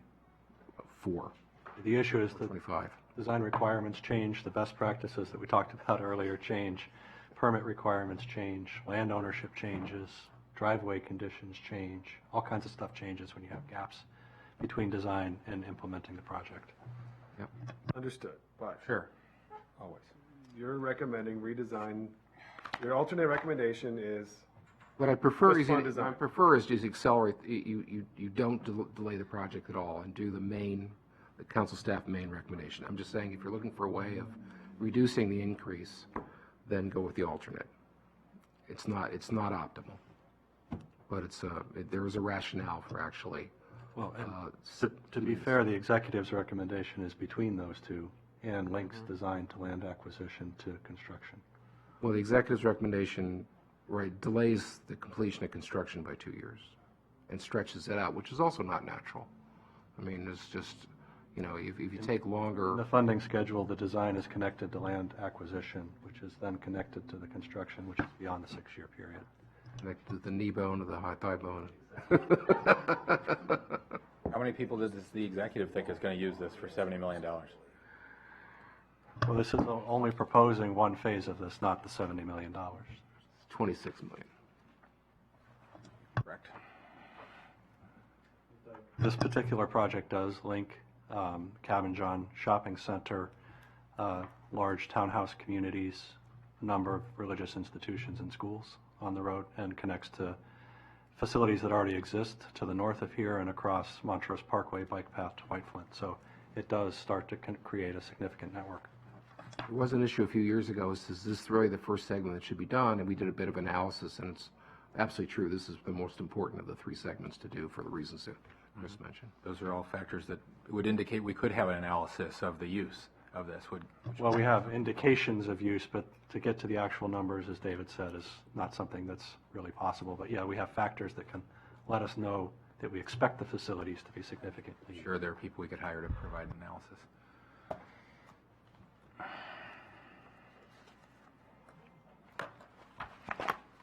Why that's- are you looking at me?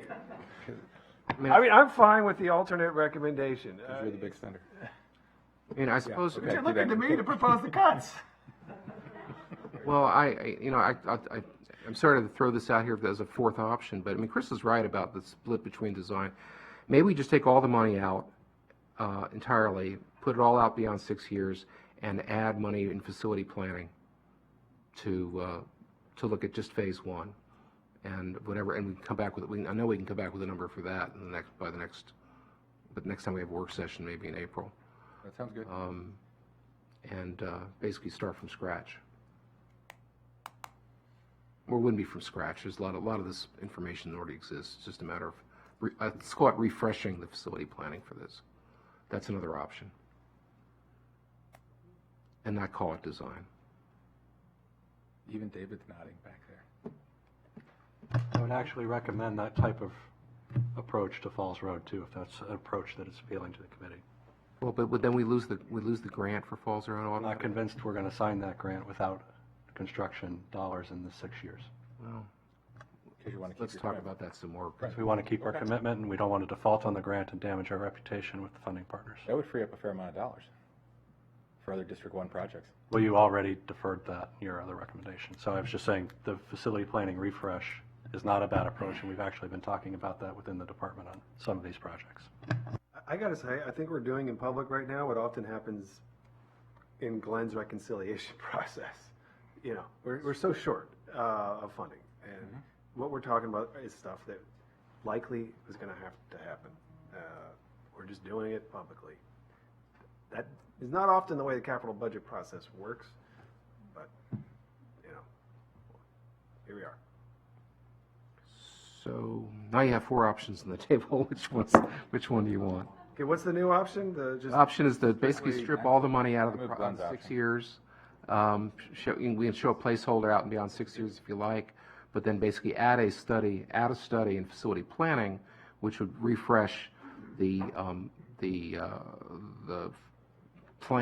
plan for, I would just say, phase 1. And allow you to do the key elements of phase 1, right? Okay. I'm sorry. And allow you to do phase 1 out of facilities planning. We wouldn't build anything. I wouldn't build Allow us anything. to come up with a design that's more Right. affordable, Or contemporary. design engineering. Let's do that. What I was suggesting is if you like that approach, Falls Road is the exact same situation. Okay. Well, I guess I'd rather we just talk some more about Falls Road between now and the next time we meet. And we have time. But Okay. We'll talk more about Falls Road, and we'll do that for 7 locks. for the time being for Falls Road, you have a position. We could change it in April when we come back. Is that okay with the committee or? Good with me. Okay.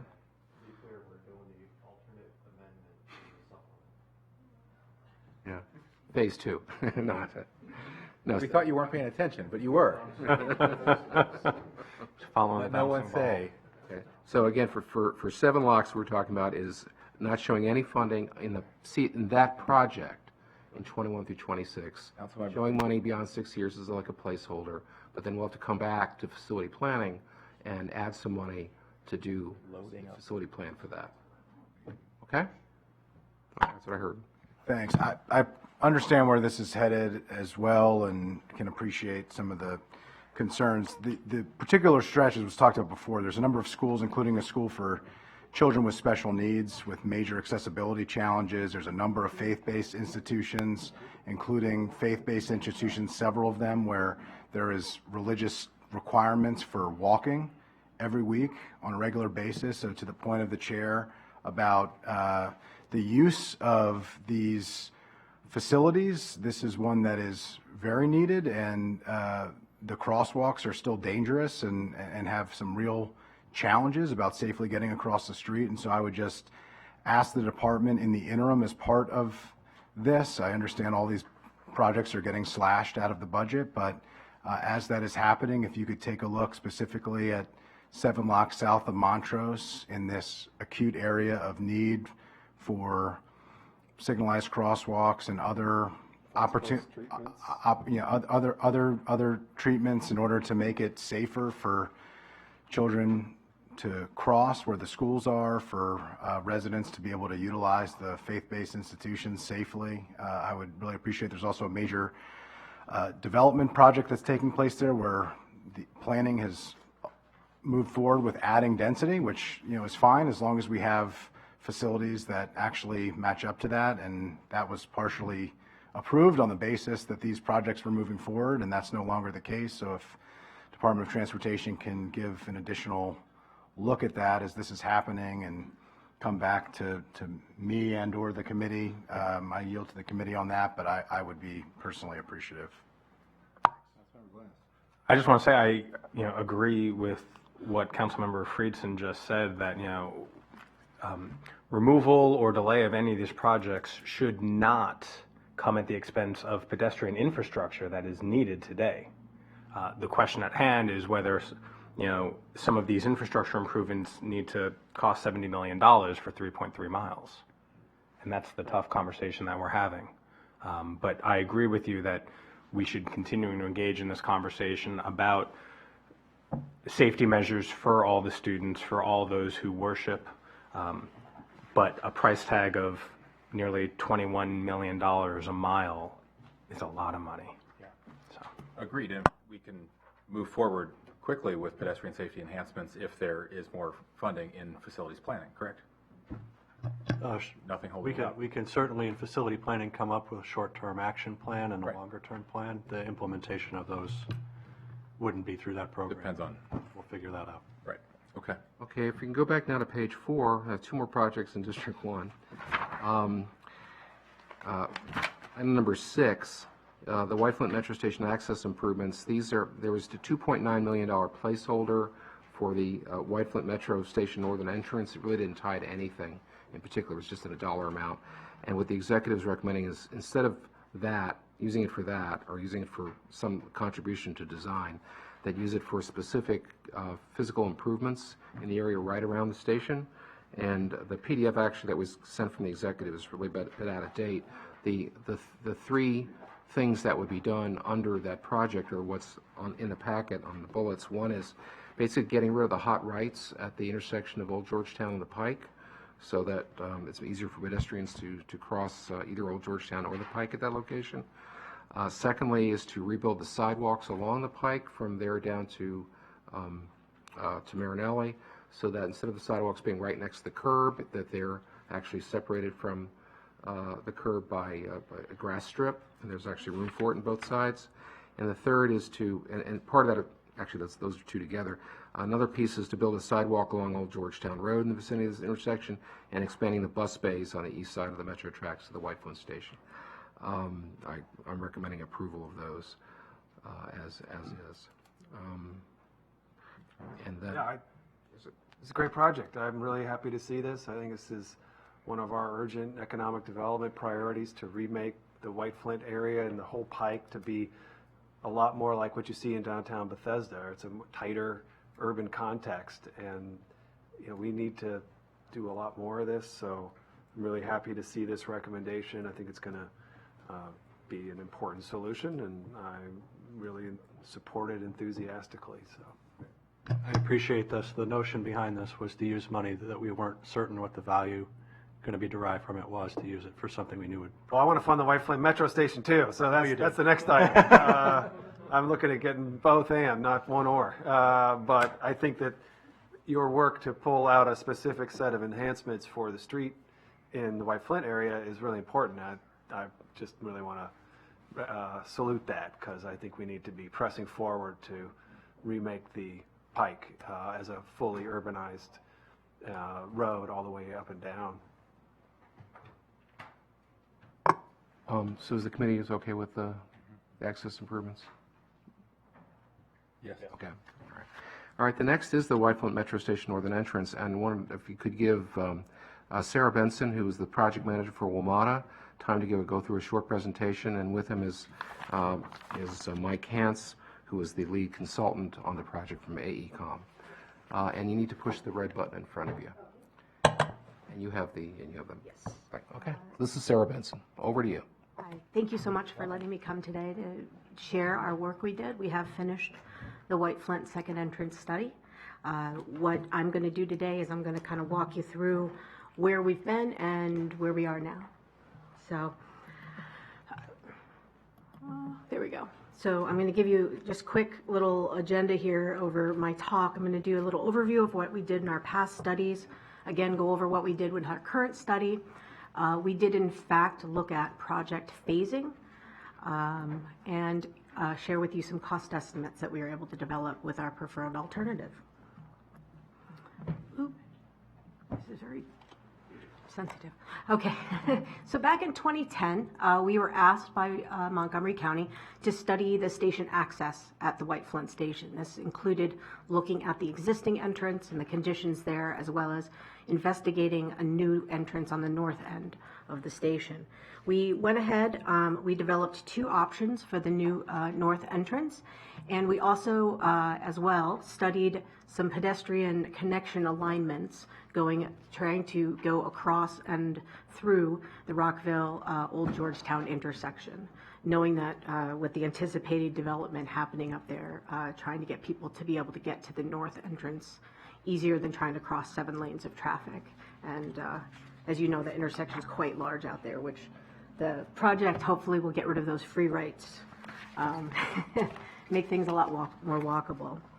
So as I stated, we went ahead and we looked at,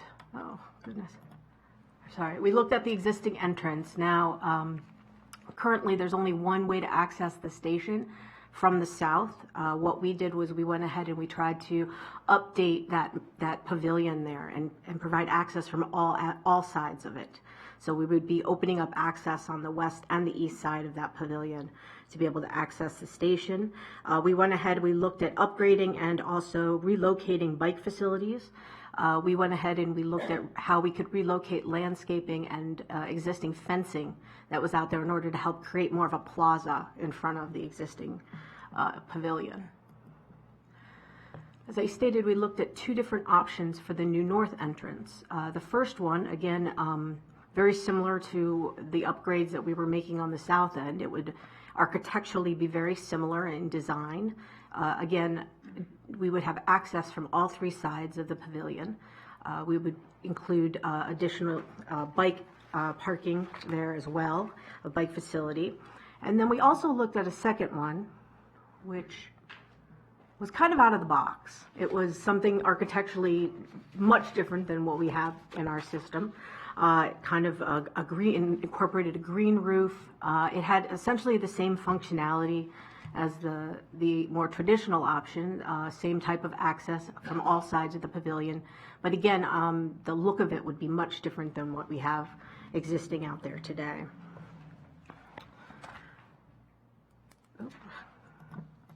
Sorry, there we go. As I stated, we looked at grade-separated pedestrian crossings at the Rockville Pike Old Georgetown intersection. We looked at a couple different alignments, going directly across Rockville Pike, and then also a longer alignment that actually goes diagonally through the intersection up to the northwest corner. We also looked at tunnels versus bridges.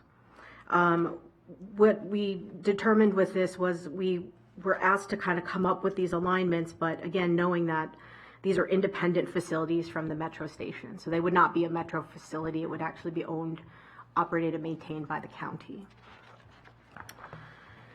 We went ahead and we evaluated all the options. Okay, there we go. And what we landed on to advance was the new entrance on the north end with a similar architectural style to what we see at the south end today. We went ahead, at that point, the study in 2010, that was the end point of that study. In 2018, we were approached by the county to go ahead and start advancing this project again. So that's where we are today. We just finished that study up.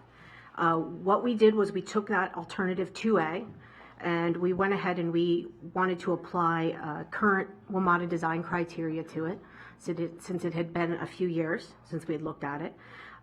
We went ahead, we developed two alternatives, two subset alternatives of that alternative 2A, looking at how we would structurally support that new entry. We developed a preferred alternative after investigating the structural implications. We then, like I mentioned earlier, we did look at a phasing approach to the project. It was a question that was brought up, obviously regarding money. How can we possibly implement this, possibly in a phased way? And, you know, the initial capital cost would be a lot less. We investigated that. We went ahead, we did a pretty deep dive on engineering feasibility and constructability. So this is actually a very viable option we came up with. And then we came up with a rough order of magnitude cost estimate. With regards to those pedestrian crossings that we looked at back in 2010, we didn't advance those designs in any way, but what we did look at was what is the type of demand that would be created at this new entrance, and then what is the anticipated level of pedestrian activity we would see at the intersection. So where would the greatest demand be for this crossing? In other words, we were asked to kind of help gather more data so that a decision can be made you know, about how exactly you want to go forward with that portion of this particular project. So we went ahead. Okay. Again, this was the 2A alternative from 2010. I do want to just make a quick point here. The orientation of the station is going to change between 2010. We oriented everything on the north to look facing the top of the page. For the current study, we actually flipped it 90 degrees to the left, so north will actually be facing to the left going forward in the plans, just so in case anybody gets confused. I apologize for the orientation change, but as we went forward, we realized based on what we were doing, the plans would read a lot nicer going left to right than up to down. So, okay, so we went ahead and we looked at the existing north end of the station. As you know, it goes into an underground tunnel at that point. We went ahead, we investigated the underground service space as well as the tunnels and exactly what was happening at that end of the station. When we went in and we looked, because essentially what we had to figure out was how we were going to support the new mezzanine. We went ahead and we looked at how can we structurally support that new mezzanine structure. Is it possible to do it directly right on top of the tunnel, or are we actually going to have to separately support it? Luckily for us, WMATA designs its tunnels to withstand pretty much anything, and so our determination was we were able to actually go ahead and do slab on grade, which is actually a really good cost savings in the project. So we can go ahead and just lay the new mezzanine right on top of that tunnel. As you can see, I went ahead and we just kind of added in where the columns would sit in there that are going to be supporting the roof of the mezzanine. This was actually a really good, for a couple of reasons. One, from a financial standpoint, it was a cost savings in design, but then also it kept the elevation of the mezzanine floor lower so that as you know, there is a berm that sits on that north end and goes up to the intersection. And so obviously that's a grade we have to overcome in order to connect the pedestrian pathways. So the smaller grade difference we could have there, the better. So we didn't have to have, 75 switchbacks to get up to the station entrance. So the next question we had was, we have an extension on the mezzanine that's going to go forward, and that's going to hold what our vertical circulation elements. So that's going to be where our elevators drop down and where we're going to drop down actually a double wide stair going down to the platform. But what we needed to do was figure out how we were structurally going to support that. So we had to look at two different types of pier configurations. The first one on the left shows the piers dropping down into the actual platform of the station, and the one on the right shows the piers coming to outboard, so it's going to be completely outside the tracks. So looking at these, we found a few issues with the outbound configuration. It was the fact that the length of that span that we would have to put in there to go between those piers was huge, and of course the longer you get with a span, the deeper the beam gets. What that does is it messes with the ceiling height. Suddenly our ceiling height is lower, and that throws everything else off. In other words, going back up to the mezzanine at grade. So we decided that, you know, from a cost perspective, because the beams are bigger, complications with the fact that we've got the height and we have to readjust everything elevation wise, we decided also to just go with the piers within the platform. The nice thing about that as well is that it matches aesthetically to what's happening at the south end. That's our piers come down into the platform on the south end, you know, the existing entrance. So the next slide I'm going to show you shows the alternative we came up with, that we landed on, our preferred alternative going forward. As you can see, it has a new mezzanine with the top of the mezzanine. This was another thing, was trying to match the skylight so that it matches the aesthetic of what's happening on the other end of the station, which Mota has strong feelings about uniformity, and we like the fact that it does match that. It will be a full service mezzanine on this end. It would have a kiosk, fare gates, you know, fare vending machines. We then would drop down 2 elevators. If you go slightly to the right of the pavilion, you'll see the 2 columns coming down. Those are 2 elevators that would go down from mezzanine to platform. And then all the way to the right going down would be a double wide stair at the end of the mezzanine that would bring you down to the platform. As well as the actual station entrance facilities, we also would extend the canopy and meet the existing canopy. As you know, the canopy over the platform at the station is only about 2/3 of the way. So this would complete, as part of this, would complete that canopy. So the entire platform would be weather protected at that point. And here you can see it kind of from a plan view. As I said, 2 elevators going down. There would be public and employee restrooms. You know, it would be a full service entrance. One thing that we did have to do, and I did mention the design criteria, when this was originally proposed back in 2010, only 1 elevator was required at the time. We have since changed our design criteria. We have what's called the guaranteed access policy at WMATA, which is where we'd like to, if it's a new facility, we would like to provide at least 2 elevators, due to the fact that if 1 elevator is out of service, we have a second one hopefully working so that we can prevent bus bridging. As everyone knows, those are expensive and quite an inconvenience to our customers. The other design change is instead of using escalators, we went with a double wide stair. This is something that WMATA is looking at going forward. One, it provides us less operation and maintenance cost in the long term. Maintaining stairs, much less expensive than maintaining escalators.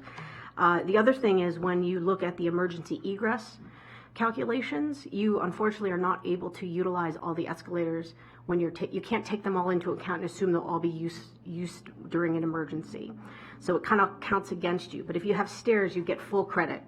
So in other words, when we looked at the egress here, for example, the existing configuration with 1 entrance to clear the platform, currently it would take 32 minutes because we have literally 1 escalator to be able to use, because there's only 2 escalators in the existing entrance, so you have to discount 1 of them.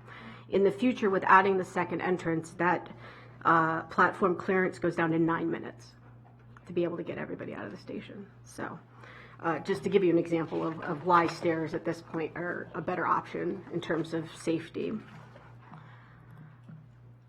Lastly, let's see. Oh, let me speak to the phasing as well here. I apologize. We were asked to look at the phasing because of the fact that there is a covenant in the development plans that once they hit a certain threshold, development must stop unless an entrance is in place. So what we were asked to do was to see how can we possibly find is there any type of savings we can find with doing it in a phased approach? We looked at multiple different scenarios, everything from an exit-only condition there, which unfortunately our operations people here at Mota said that was really a kind of a no-go. It's not a condition we have anywhere else in the system. It would be very confusing to our customers. And then anything in between that and to where we ended up, with a phasing program at this point, the only thing we really could keep out of that initial phase is the Canopy extension. Unfortunately, we would have to keep everything else in so we have a fully operational entrance to the station. Now, with that being said, there actually could be an advantage to phasing this in, even though it doesn't have a cost savings. The fact is that there is a bridge that may be coming over the station connecting to 355 from the development on the east side. It's something that I believe is in the sector plans. So in other words, depending at this point, there's no design on the table or even a proposal, but if that were to come forward, we would be able to coordinate that canopy extension with that bridge coming over. The issue with the bridge is that it would be a clearance issue as to how it would clear our station. So that would give us an advantage to trying to not putting something in and then ripping it out later. Because what Sarah's talking about is in the master plan there was a presumption that the L-Core development or its subsequent form of it would create another local roadway parallel to Old Georgetown on the north and parallel to Tamera Nellie in the south, crossing over to Wisconsin to Rockville Pike, essentially to reduce the size of that super block, and that would pass over essentially the middle of the platform of the existing White Flint station. Slightly to the north, but yeah. Slightly, yeah. So it's the same idea. Towards the middle. Right, towards the middle, exactly. So the advantage to us not going forward with the canopy extension initially would be if that did come to fruition, we could coordinate with that design. We also have designed the canopy extension in sections so that if it does go forward without the bridge, we can pull out sections. So it wouldn't be, hopefully that big of an issue going forward, even if we went forward with this design first. We went ahead and we developed our cost estimates for this particular preferred option. The full build out, we project it to be about $35 million with a total project length of 28 months. Now that includes everything that's designed through construction. Looking at the two phases, as I mentioned, the only thing that changes between phase 1 and phase 2 is the canopy extension, so there's not much of a savings. Phase 1 is, $32.5 million, with the phase 2 coming later with the canopy extension of around $3 million. So really you're not realizing a whole lot of savings by phasing, but you do get the advantage of possibly coordination with the new road. We also looked at the grade separated pedestrian crossing, again, based on solely from a ridership and pedestrian activity standpoint. We went ahead and we determined that, there will be in fact growth in the ridership in the area, and that with the new entrance there would be about 500, give or take, new riders daily, but that overall there would be about 3,000 new riders just based solely on the development, regardless of whether or not the entrance goes in. When we went ahead and we looked at the intersection of Rockville Pike and Old Georgetown Road, we looked at it using a couple different analyses. No matter what analysis we used, the northwest corner of the intersection showed the greatest activity, which is where the Pike and Rose development is today. So the southwest corner does come in at a very close second in terms of pedestrian activity. So we went ahead and we just wanted to provide that data to the county so that when the decisions come down, they have some more information at their fingertips. Did you cost estimate that at all, or? We did not. We did it back in 2010, but we didn't do it going forward. We did no updates to the concepts. We weren't asked to do that at this point. Remind me how much it cost in 2010? It was, let me see. I have that written. And also, where would it tie into this design? It doesn't tie in. It's completely independent. the pedestrian crossings. Yeah. There was no tie-in. They land or they surface within that kind of area right there at the corner, but they don't actually physically tie into our station design at all.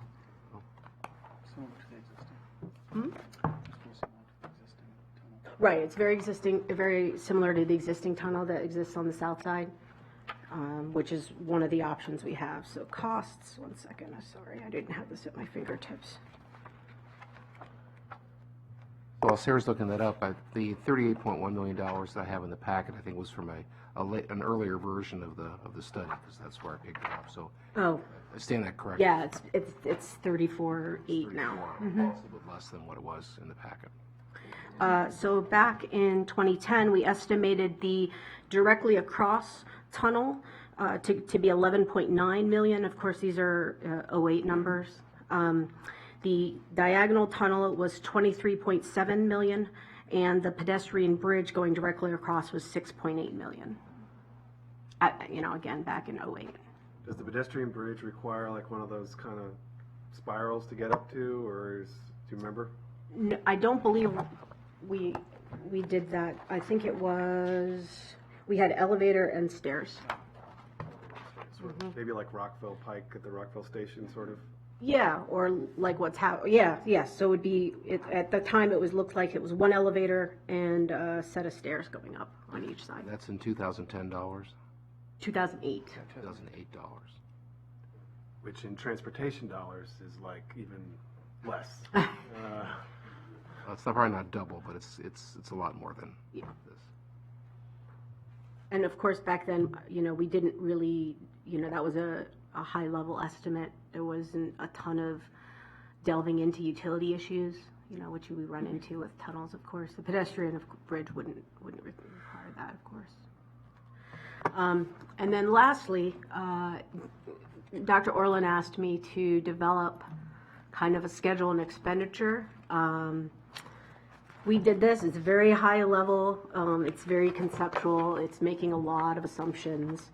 But what we did was we assumed to be the most conservative in terms of time and cost, we assumed a design bid build project delivery method, which is probably not what it would be going forward. But again, we wanted to err on the side of being conservative.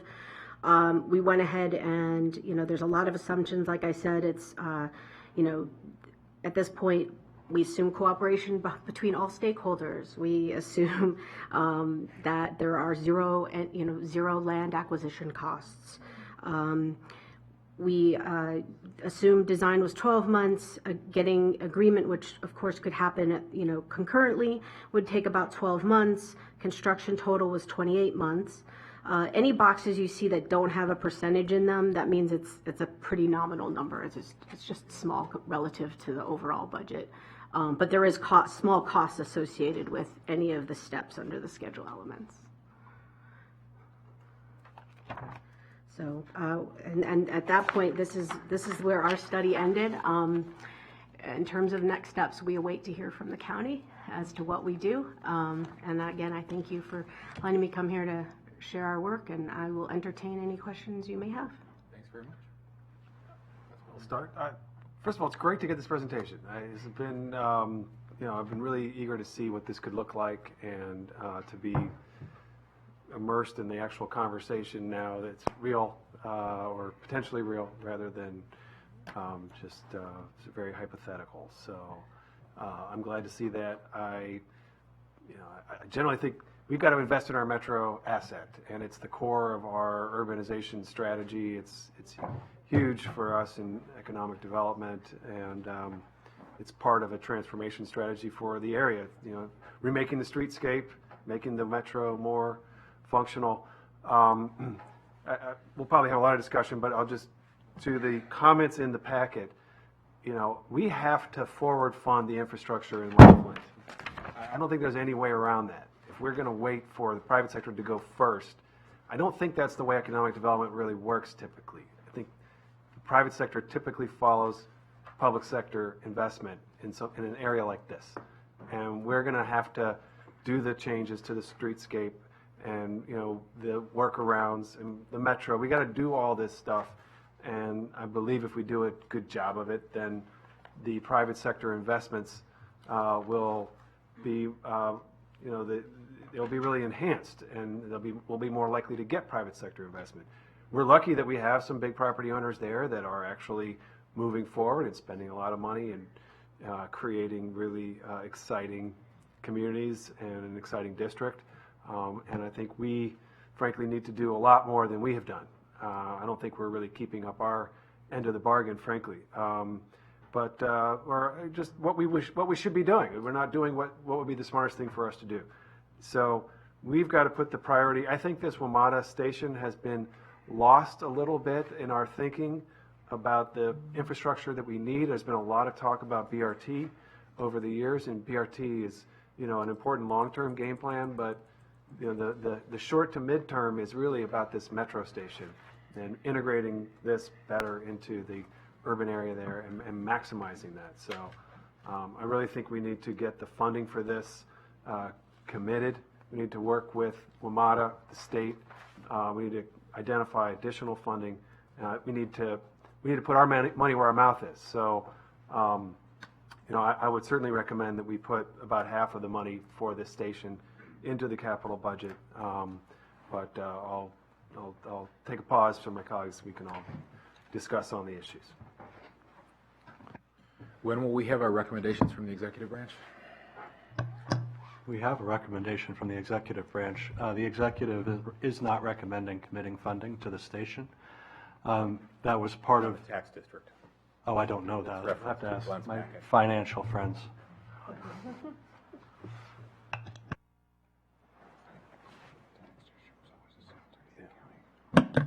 Mary Beck, Office of Management and Budget. The intention is to be sending it over with the operating budget or shortly thereafter.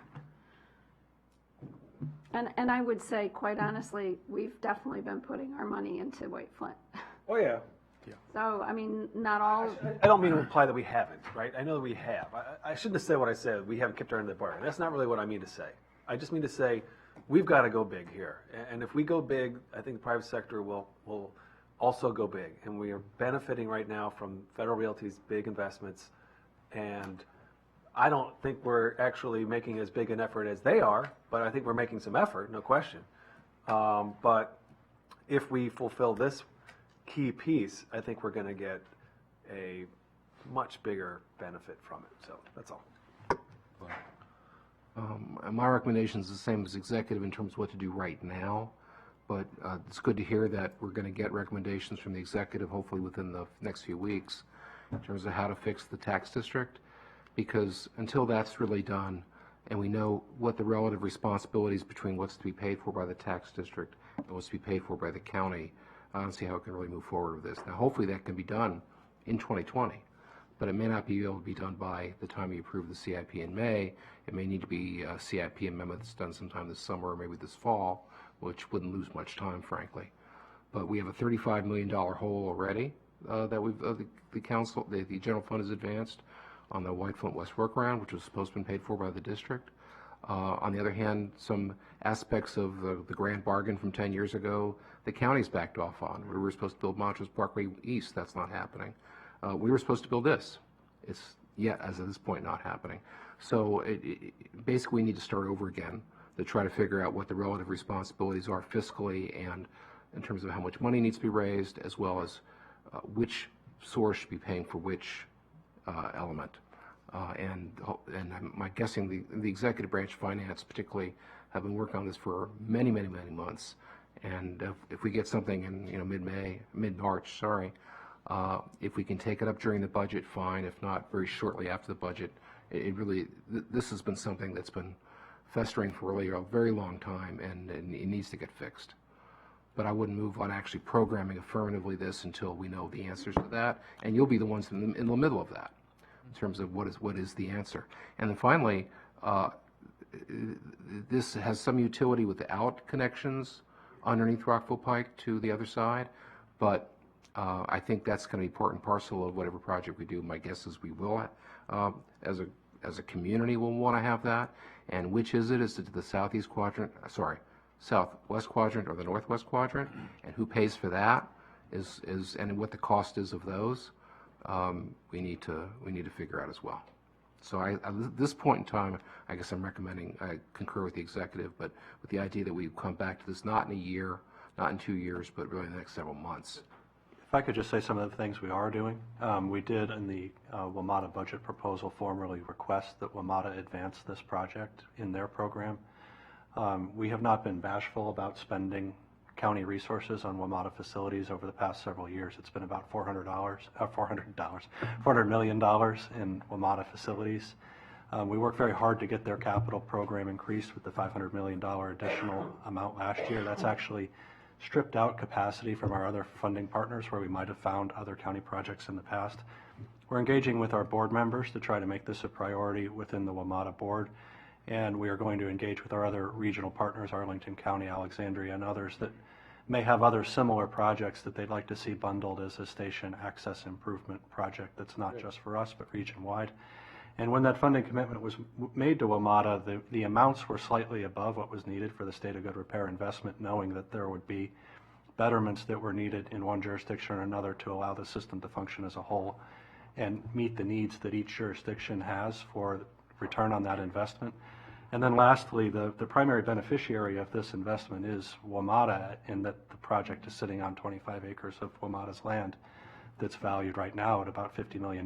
Their analysis back in 2017 was showing a 7 to 9% increase in real estate value from having a WMATA station on their property. Now, there is one already here, obviously, but if you carried that over, that's more than enough increment to fund the design activities of this station. So we really do feel that aside from all the regional issues, there is a strong nexus for WMATA financial participation in making this happen, and we're going to continue to advocate to get that support from WMATA and our regional partners, independent of what decisions you make about county participation. Do you anticipate getting an answer on that from WMATA? I'm hopeful. I am hopeful. We have new board members, a newly constituted board, and a lot of needs elsewhere in the region that this sort of approach could help unfreeze things that were set in a previous funding regime that's no longer really the funding regime their agency is working under. Councilmember Glass. Thank you. So what's interesting is, for everyone who's been following these conversations, we just received plans that were created in 2010, right? So a decade ago, 2008, even for the pedestrian infrastructure, and nothing's been built. And so clearly there is great potential with this site, great potential with the metro and that second entrance, and we know that that area needs help, right? It's not what we all hoped it would be, and so clearly I'm supportive of this north entrance, but I am mindful of the fact about the circumstances regarding the taxing district, and so I would like to learn more about the taxing district, how it in the words of executive staff, I think is failing. Was that a word I heard? That's me. That was you. Okay. I knew I heard the word failing. So thank you for the self-attribution. I'd like to dive into that and figure out why that is, where the money has gone, what we've been supporting as part of a comprehensive conversation, quite frankly. I think that's the prudent thing to do as we're trying to make things happen here. And that said, I'm fully supportive of it. And whether it is an easy fix of holding off here and then having a supplemental so that we can figure some of these things out, I'm open to that maneuvering, but at the end of the day, I think this is what that community needs. I can just give a 2-second version of why we are where we are with the taxing district. Yeah. I think costs have gone up. There was an intersection that was not adequately budgeted in the initial round. There's been utility undergrounding that we considered perhaps not doing, but to preserve the development potential of the district, we had to do it. So that was the supplemental just recently approved, and revenues have significantly underperformed expectations. Got it. Thank you. Councilmember Fritzen. Thank you, Mr. Chair. Thank you to colleagues. Last year, the county executive zeroed this out. I really appreciate this committee working hard to restore that funding to send a strong message that the county is still committed to this key infrastructure commitment that is critical to realizing the vision of the White Flint sector plan. I hope that we can do that again. I really appreciate Councilmember Reamer's motion and move. I don't have a vote here, but I would strongly support it, and hope that the council can take a look at that. I do want a couple points of clarification. One, this is not, and unless I'm missing something, never was part of the special taxing district. It was always assumed that the county was going to fund the second metro entrance. So when the special tax district was established, that was always the understanding, and it would be similar to the Silver Spring Metro, similar to the Bethesda Metro, and others where we have committed to this, and similar to other jurisdictions all around the region who regularly do this. I'm totally open and would love for some of the dedicated funding for Metro that the state is putting forward and some of the other jurisdictions are putting forward to come up with some type of regional pact and get some of the improvements that were otherwise our responsibility. But, you know, hope isn't a strategy, and so I hope that, for lack of a better, I believe we need to move forward with this, and I do think that we need to put in our end of the bargain, that there are public commitments that need to be made. The reason why the tax district, which this wasn't a part of, is underperforming is that the development potential hasn't been reached. And part of the reason why the development potential hasn't been reached is that we haven't built the infrastructure in order to make it more attractive. The comments earlier about the ridership based on the development potential, I think we have that upside down. Respectfully, I think that the development potential happens when the infrastructure demonstrates the urban community that we are trying to sell. And we hear frequently and have heard recently about specific office tenants that have not decided to locate in office buildings near the metro entrance because the current entrance is too far away. And so I really do believe this is really important. I hope that we can continue on our commitment. I appreciate the previous item. I worked with you, Director Conklin, on some of those pedestrian improvements around the station, but it was never part of that conversation on the channelized right turns and the pedestrian access that was to replace in the budget or to move the money from this commitment that the council demonstrated its support of last year. And Councilmember Reamer and I are both meeting with Mr. Wiedefeld to try to discuss some of these issues. I hope that we can bring down, I mean, the presentation that we just heard was terrific. I think that if we could realize all of that, I would love that. But I think some of the things that were shared are beyond what some of the residents and businesses have been advocating for and pushing for. And I think that there are opportunities for us to find some cost savings here, but it starts with the county stepping up to the plate and fulfilling the commitment that we have and making sure that we follow through on what the executive and this council have said, which is how important the Pike District is to realizing the economic development potential of the county. We do not move the county forward economically unless the Pike District performs, and I don't think that happens unless we build the infrastructure that we're committed to, and one of the main aspects of that infrastructure is this second metro entrance. So just one thing, I hope there is success with the WMATA conversation. So much of what we have in the CIP, we're totally left on our own, that we have no options for other people to help fund. So if there are options, I think we've been aggressive in pursuing state aid with schools, with the college, but any of these other funding sources we can leverage, I think it helps everything in the CIP. Yeah, and just keep in mind their budget, capital budget is 10 times ours. Right. And this is pennies on the dollar to them, and it's meaningful money to us. I agree with that, but I think that putting money in our budget helps the conversation, and I think it's a very realistic ask to say we've got a whole long list of infrastructure improvements we need to make in this area in order to generate ridership, partly. I mean, we've got like, I don't know, 10,000 housing units that are planned for that area, maybe more, 20,000.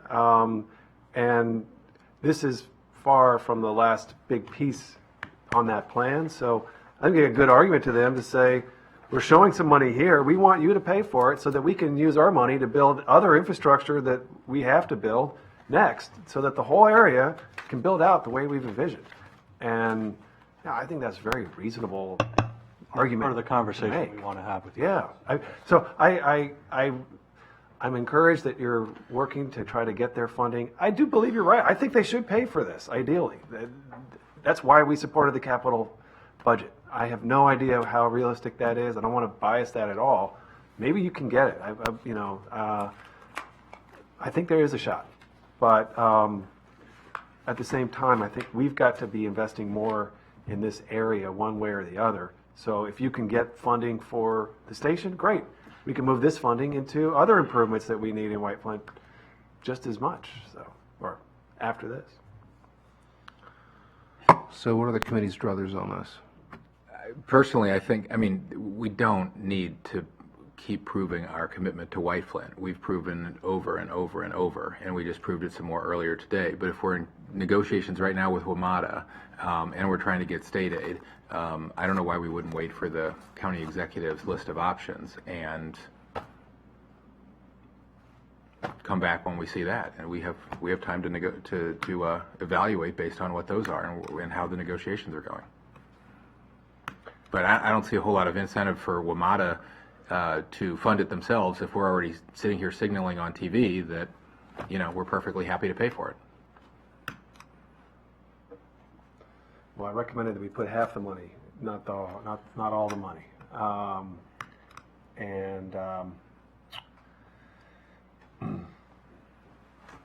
Mr. Glass. I'll go along with Councilmember Reamer's suggestion, because quite frankly, sitting around and waiting isn't a strategy, as has been said. So the cost of the project, as Mota's pointing out, is about $34.8 million of its full build. So half of that would be 17.4. And what years would you put that in? Considering this really is just a placeholder, it doesn't. You could use it for design, I guess, but it wouldn't be enough for construction. When would you want to show it? I guess years 4 and 5. 4 and 5. I don't know. I'm flexible there. I don't know. I don't have a good idea about that, actually. Well, it depends how quickly you want to see it built. I want to see it built yesterday, but I don't think I can get it in next year's budget. You have an idea there? And you want WMATA to pay for it. You can say that out loud. That's Been waiting on the chair. Been waiting on the chair to call me. I wonder if the committee would be willing to put the $4 million, which was the or $3.5 or $4 million for design, if back in soon, and then figure out the rest based off of that in out years. But I think the initial put the construction funding beyond 6 years, but the design funding, is that what you're recommending? Or yeah, well, I just think that the initial funding should be as early as possible, because if you want to move it forward, I mean, what was zeroed out last year, from my recollection, was $3.5 million. The council put back $2.9 million. Actually, using Sarah's razor sharp estimate as to what the design cost is, 12% of the cost, it would be about $4 million. So it works out that way too, and it'd probably be over like a 2-year period. Makes I would sense. ask that you not start it in 21. It will give us time to see if we can work out an arrangement with the agency. So 22 and 23, $2 million each, 22, 23. okay, but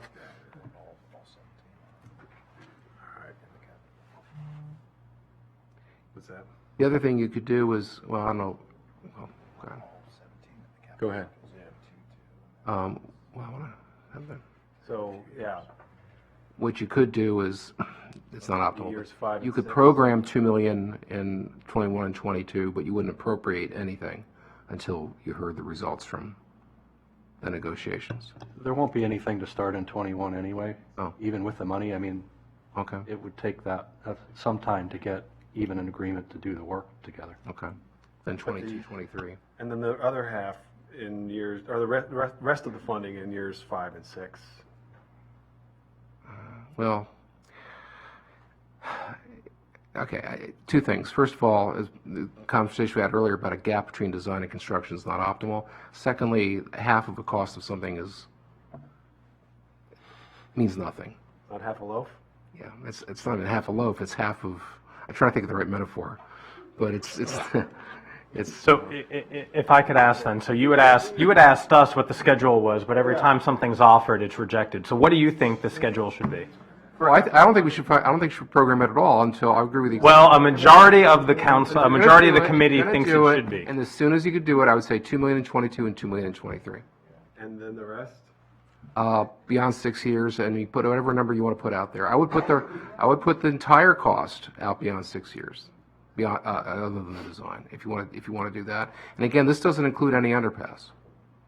This is just in the southeast corner, and I don't know if that's going to have any effect on the negotiations. I mean, if Mota sees that we programmed it, I mean, we have a harder time getting the money. I would recommend against putting the construction dollars beyond whatever amount you feel is needed to show commitment. What will be the effect on the negotiations you're having? It's not positive to have. Not positive, right? This is bad negotiating strategy, correct? It is, yes it is. This is being a really bad negotiator at the table. Bringing your bank statement to the car dealer, yes. Right. This is saying we would love you to pay for it, but if you don't, we're happy to pay for it. That's correct. While noting these plans have been made a decade ago, and they were sitting there. Fair statement? Plans were never funded to advance beyond the concept that was developed at that time. Well, I say that because clearly there was interest. Someone asked for these plans to be made. The community, the county, Mota themselves saw that there was interest in it, and it's remained stagnant. Yeah. So we can keep circling the wagons as to how we move forward, but the fact is there is interest, and so we're biting. There's a major master plan being developed, and the transit agency was a principal landowner in the middle of that master plan area. That's perfectly logical reason to develop that feasibility. Well, would you recommend we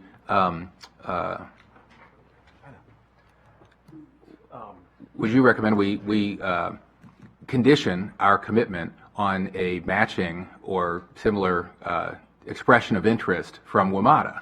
I think that would be an improvement to negotiating strategy for sure. That would set a different set of expectations from the participants in this, and you always have the ability to change your capital program if you feel you need to. Well, I'm sorry. Right. By doing so at all, we are undercutting the executive branch's negotiations, correct? There's no question about that, yes. But if we're committed to undercut our own county executive's negotiation with WMATA and tell them on TV, we're happy for you to keep your massive capital budget in your bank account and not fund improvements in Montgomery County. If the next best thing would be to signal that we're willing to make a partial commitment if you're willing to make a partial commitment, correct? Correct.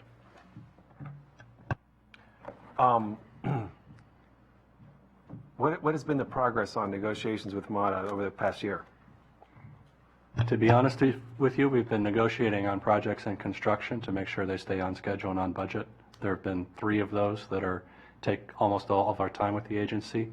So we have not tried to open this up, but with their capital budget proposal this year, we suggested that we want to see their participation in this, and we'll continue that through their capital budget process and beyond.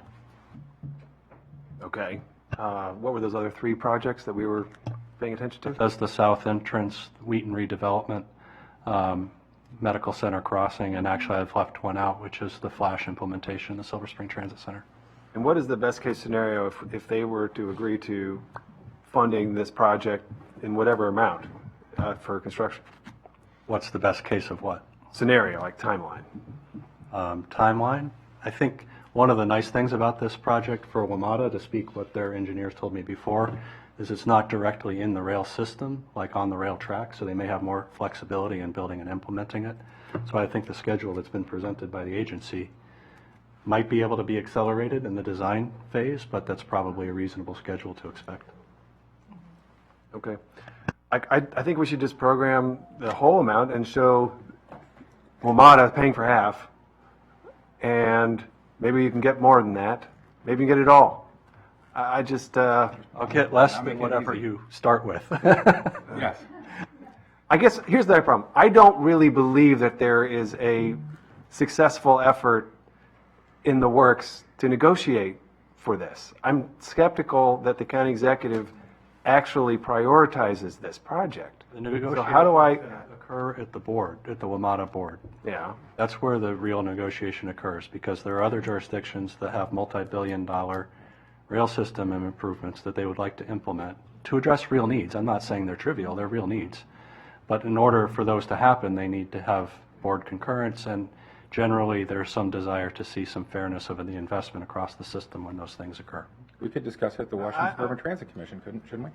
I understand that, but all I ever hear about this is when we talk about budgeting for it, I hear, no, you don't have to put the money down because we're going to get them to commit to it at some point. We never reached the period in which those program dollars were in the current year. Okay, but the commitment could have been secured from them at any point along the way. The commitment is going to be secured at a time in which there are large investments being considered by the agency, and this is part of a package. So we don't control that timing. That timing is before us with several large projects they're considering. And what is the timeline on that budget cycle? I'm not 100% familiar with them, but some of them are the feasibility studies for the orange, blue, silver separation and other Rosslyn Station improvements and things like that. I don't know exactly when they're going to consider those. Okay, so my colleague and I have recommended we put half of the money on the table. I don't know if you want to stick with that, but I do.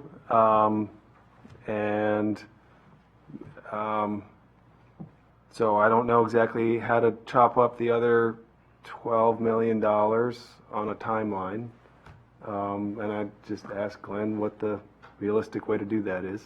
Sorry, so the cost is 34 million? Sorry, Sarah, what was it? 34.8 million. About 4 million of that is design, so it's like 30.8 million is construction. And so what portion of that, Mr. Reamer, did you want to, I mean, how do you? Well, I thought overall we ought to recommend Half? putting half. Half of the design and construction, so half of the 17, so 17.4 million. With the design being forward funded, or, funded fully. Design, based on Mr. Conklin's recommendation, wouldn't start until at least FY '22, so maybe 4 million, 2 million in '22, 2 million in '23, and then the other, And the other on a $13.4 million reasonable construction timeline, after that. as though there was another half for each year. All right, I think I can figure, I can do the math. I mean, I can get behind that because, quite frankly, for anyone who is here from WMATA, for all of the directors who are watching and whomever else is, following this conversation, we're trying to find money for all the things we want. So as we go into negotiations, they know we're already struggling to fund what we want. There's the marker. That's precisely right. Correct. But we haven't had fruitful conversations, and I have concerns outside of this conversation of pinning all of our transportation hopes on other authorities, other departments, other agencies, whether it's MDOT at the state level, that totally has zeroed out the Corridor Cities Transitway, right, after years and years of trying to have conversations. And so again, I'll go back to the circling the wagons. We got to do something. And so I'm comfortable with this proposal. Okay. That's it for District 1, Mr. Flint.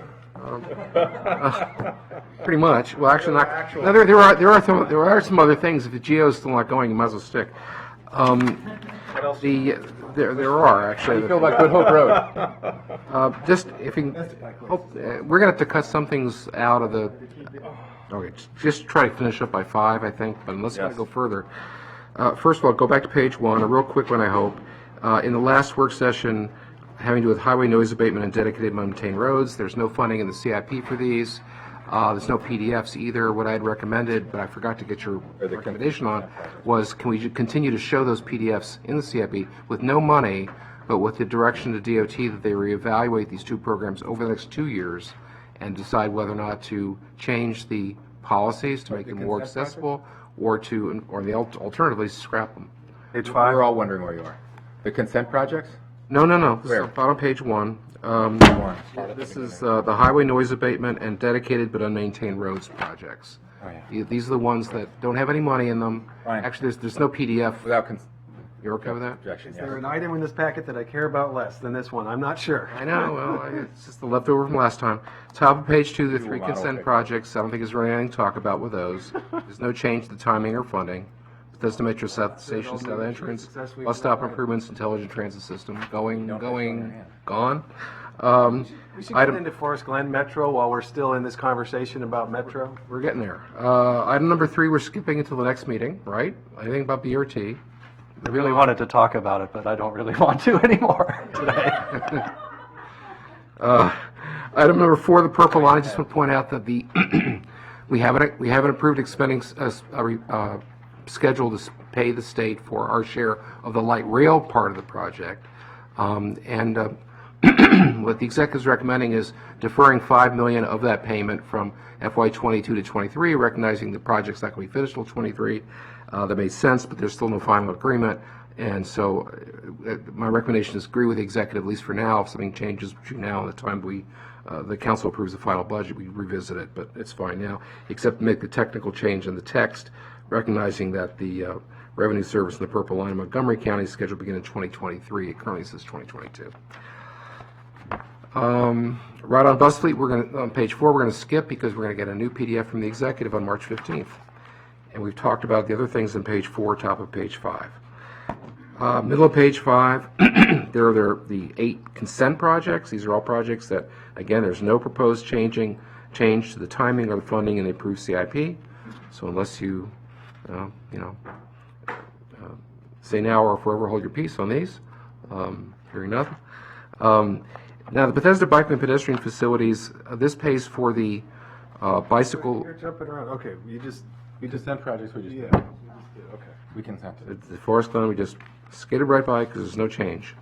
The Bethesda Bikeway and Pedestrian. No, I want to know.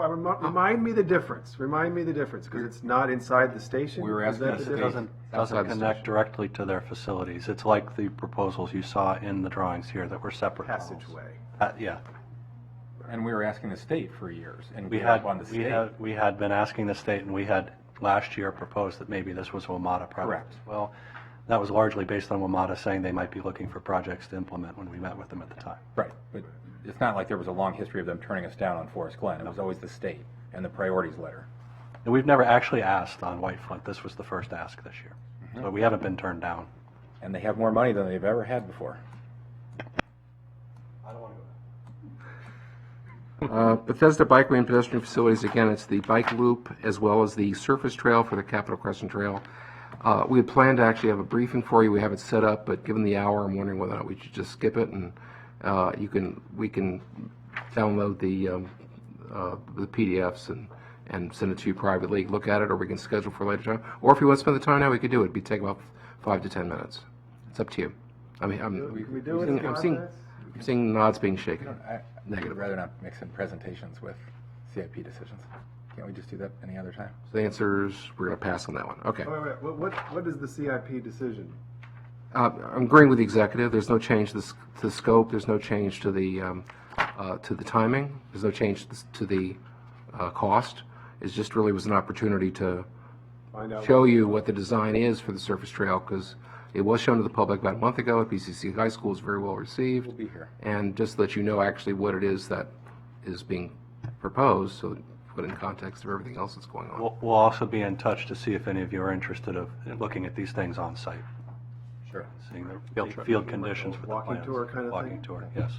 Biking. We can't do it as a committee, I think, but we can. And also not part of this project, but part of the Purple Line project, there is going to be a path, a walking path, in the existing tunnel, not for bikers, but for walkers, and it varies in width from 6 feet to 4 feet wide, with even getting down to 3 feet 8 inches in a couple places. So Glenn, is there no And they'll way to be lit. accelerate the Bethesda bike loop? Is it as fast as it can? These are all, everything's going to be finished by either this summer or next summer. You see the top of page 6, the bullets, those are the elements, and they're all, you see construction starting. It'll all happen either this summer or next summer. All right. Most of the surface trail will be built this summer. Bowie Mill Bikeway, another new bikeway. This is a project which is not in the CIP as from the executive, but it's finished facility planning, so it is a candidate to be included in the CIP. It's being proposed by, I'm putting it out here because it's a candidate, Mr. Reamer and Ms. Navarro recommending its inclusion. In Circle 17, you'll see their memo. Project costs about $21 million. It'll take 6 years to build, 2 years for design, 2 years for land acquisition, 2 years for construction. It goes from Olney, Route 108, down to Route 115, Moncastle Mill Road near Macarthur High School, at which point it connects up to other trails that have been built, Needwood Bike Path and others. My recommendation here is to fund it, but because it's a new project and because of the fiscal pressures in the CIP, to not start it right away in FY21, to start design in FY23. So if you see the numbers there on the bottom of page 6, the year 1 through year 4 would be fiscal years 23 through 26, and year 5 and 6 would be years 27 and 28 outside the 6-year period. So effectively, we'd add about $3.5 million within the 6-year period, but in the last 4 years of it. Great. Alex, no, I like it. Well, I think it's needed. It connects two communities together. Is there evidence? What's the demand analysis? There is none, right? I don't think you're hearing our experts I who am. say that what you want is impossible. Okay, other communities have them. There are firms that do them. Demand analysis. I mean, I don't know. There are communities on either side of these proposed connections. No, I recognize that this is a tier 2 in the bike plan, and you know there are projects that will serve a higher number of bikers, but at the same time, this is a way to get to the metro that is really important, and there are schools that are along the way. There's a lot of value here, so I would appreciate it if we could put it in there. And I'm fine with Glenn's suggestion. Which is probably what you want. We didn't recommend it at this time. This Right. finished facility planning, but wasn't part of our CIP proposal. But if we were to do it, you certainly don't want it in FY21, correct?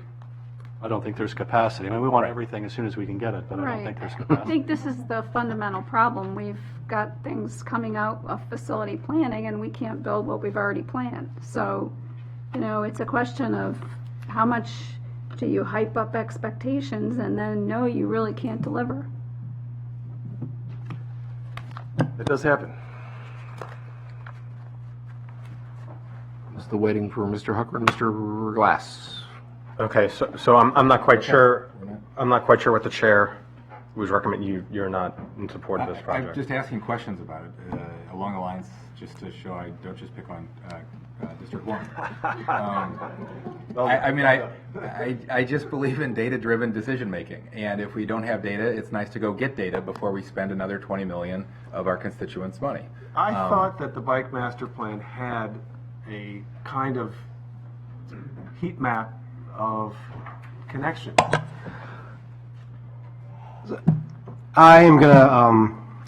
I would say what the bike plan did is probably cutting edge for the bicycle planning industry.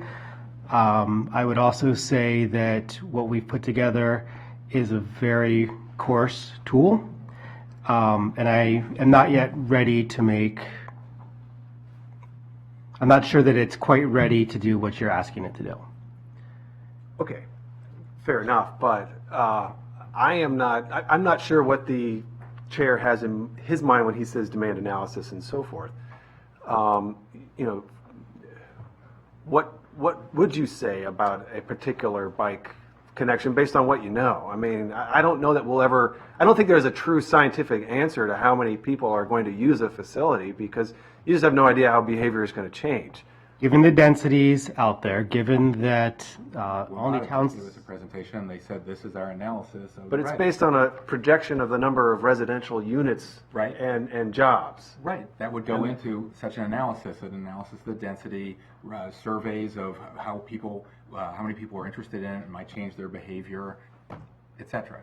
Correct? I'm not sure it's behavior change. What we did was we took the regional travel demand model, which we used to estimate automobile and transit traffic, and we converted it into a potential demand analysis for bicycling. It's very coarse.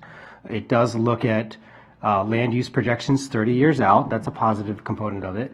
It does make forecasts. That's a positive component of it that are based on travel distances, that are based on land use, jobs, etc. But it is very rough. I would say that the demand for Bowie Mill Road would be pretty low, given the densities that are there today and that are likely to be there in the future, that it is quite a distance to the Shady Grove Metro Station. I think the staff's recommendation, this is a Tier 2 bikeway, I think the staff's recommendation was that it was a higher tier, so less of a priority. I think it was, by the previous council, it was shifted to a Tier 2 because it was in facility planning. That's my recollection. Okay. I didn't follow the last piece that you said there. Staff had recommended that this. Staff as in council staff? Yeah, what happened was when the bikeway plan came over, there were a lot of projects which were already in the CIP, and the council agreed that they should be in Tier 1 because there were promises that were made. In the next tier, there are those that are in facility planning, which didn't automatically mean those projects would go forward, but there was certainly enough will from the point of the legislative body, you, to actually develop the project, millions of dollars being spent on facility planning, that they might be the next ones, and that's why they were in Tier 2. So the draft of the plan that the planning board transmitted to the council had this bikeway as either a Tier 3 or a Tier 4 project. It was made to be a higher priority by the previous council. Right, well, and we can put it in there.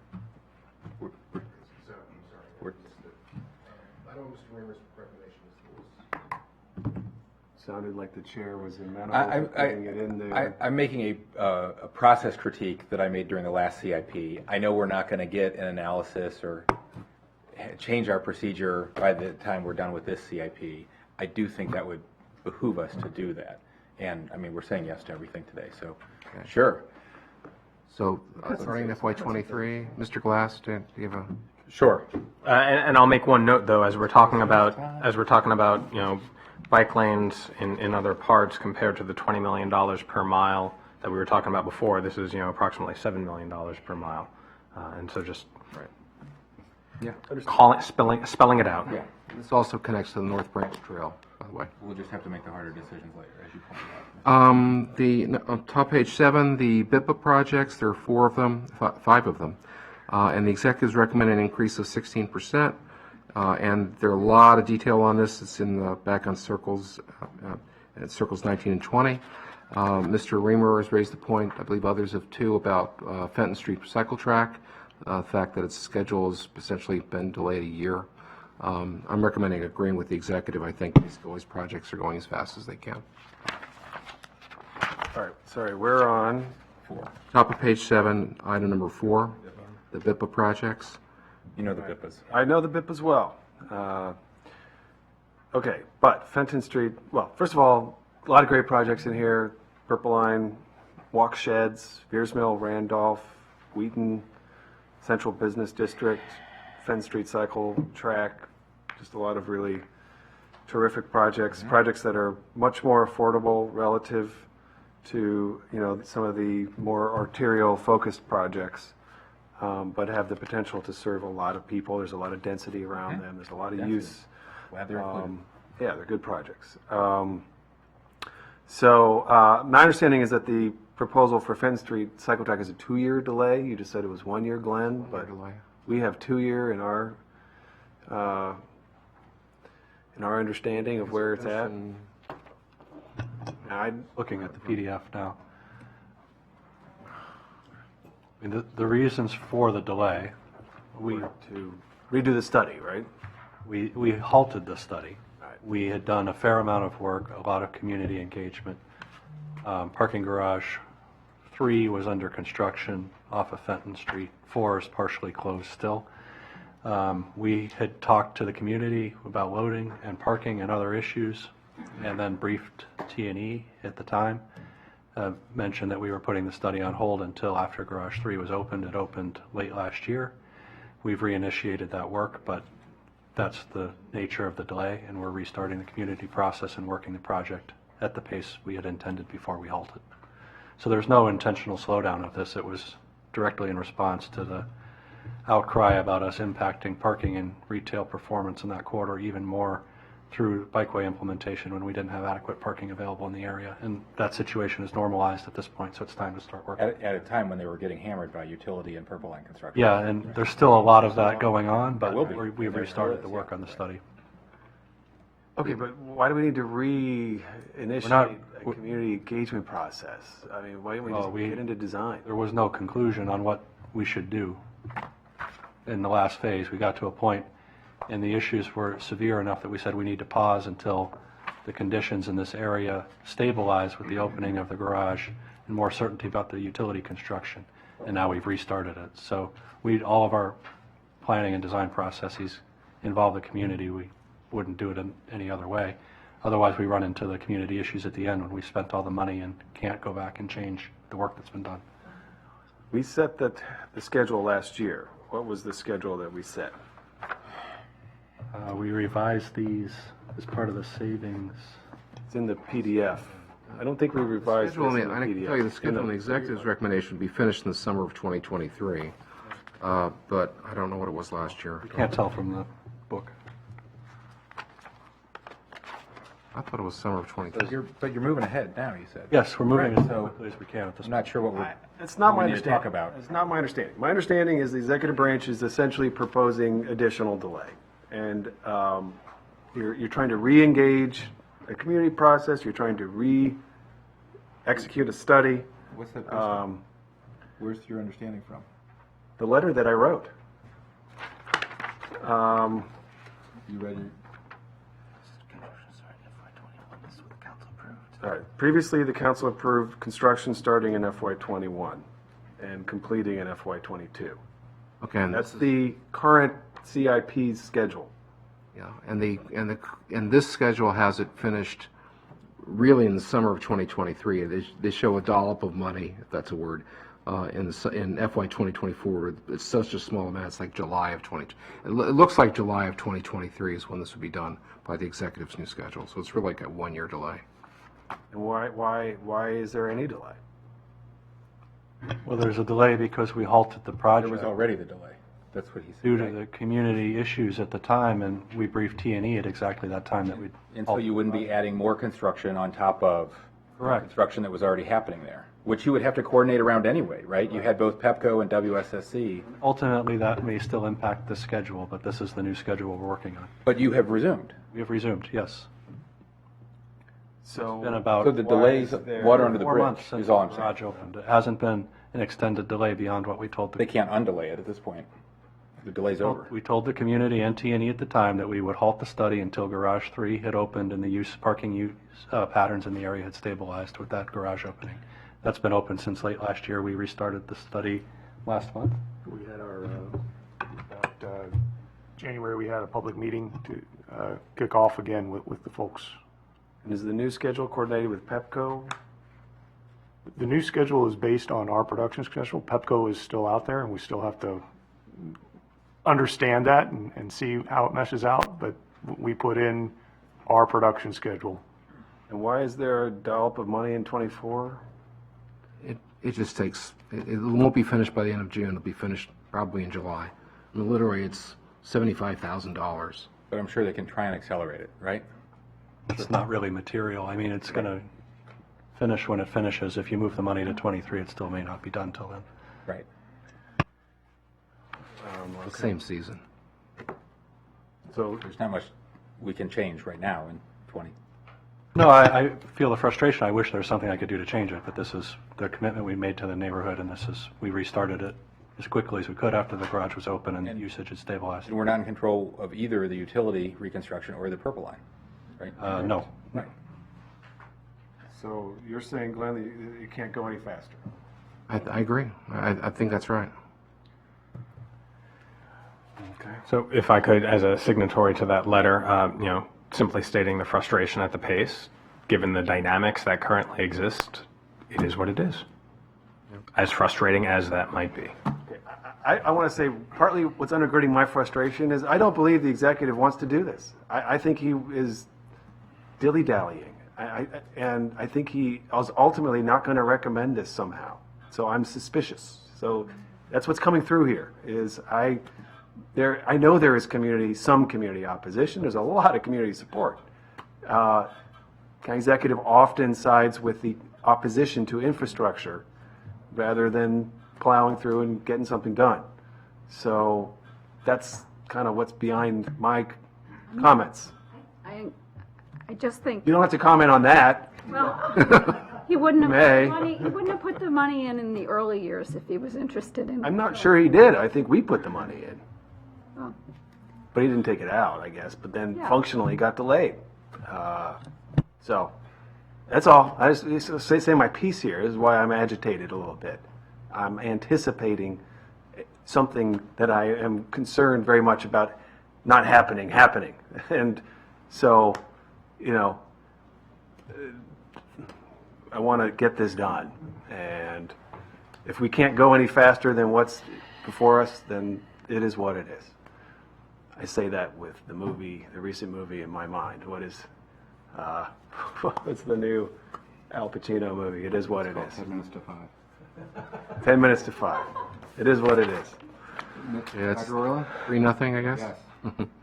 One being reluctant. Bikeway program on our projects, it's only increasing by $585,000, 6%.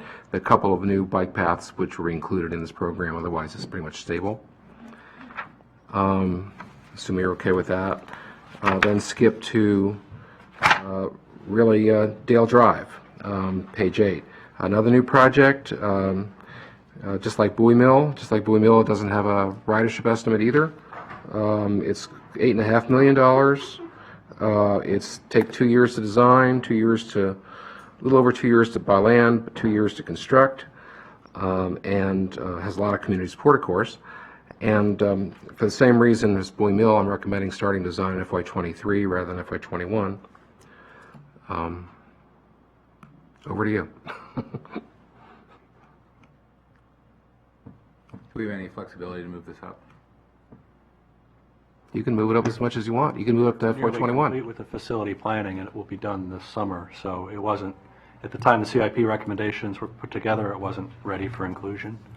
But now Not that there's no substantive reason other than that for you not to take the action you see fit. You could start in FY21. So I the would- bottom page 8, years 1 through 6 could be FY21 through 26. I would recommend doing that.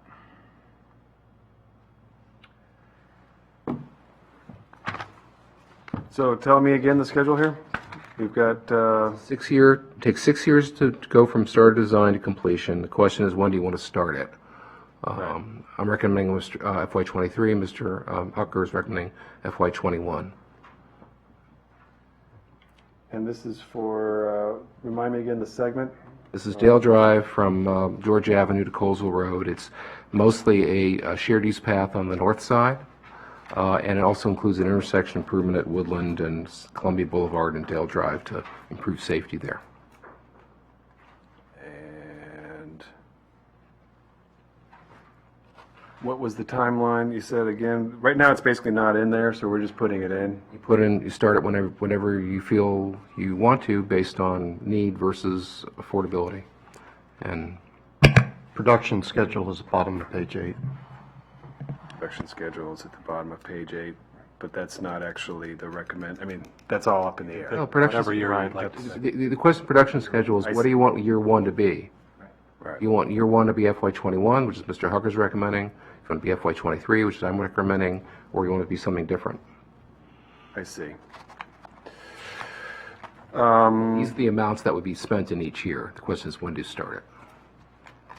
Okay. You all remember, we made a commitment to improve pedestrian safety there. We've done relatively affordable things out of facilities planning, including paint and bump out. Not facility planning, Sorry, but out of ped safety and traffic calming and other programs like that. Which fund? You did those at a variety of level of effort projects. Level of- You had yeah. traffic signals, operating budget, ped safety, any Right. of the visions or Crosswalks, related whatever. activities. Yes. And people are happy about that, but it really hasn't, they still are walking in the road. Yeah, and we were simultaneously doing the facility planning while those were occurring. So. Right. And this is going to obviously help cyclists as well as pedestrians It's a good project. get around safely. No question. It's a needed. very good project, It's definitely needed. Just the question is when despite to the put fact it it's in. not in District 1. I'll support the district council member moving it up to FY21. I can get with that. Okay, it's 3-0? Yes. Okay.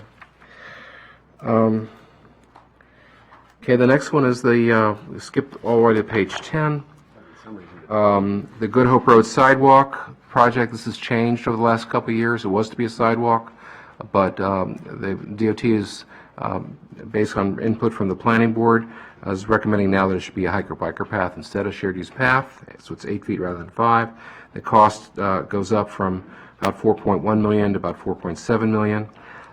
It's still on schedule. Well, actually, it's a year delay because of the redesign that is necessary. I recommend concurring with the executive on this, except just change the name. It's no longer a sidewalk, it's a shared use path, so change it to Good Hope Road Shared Use Path.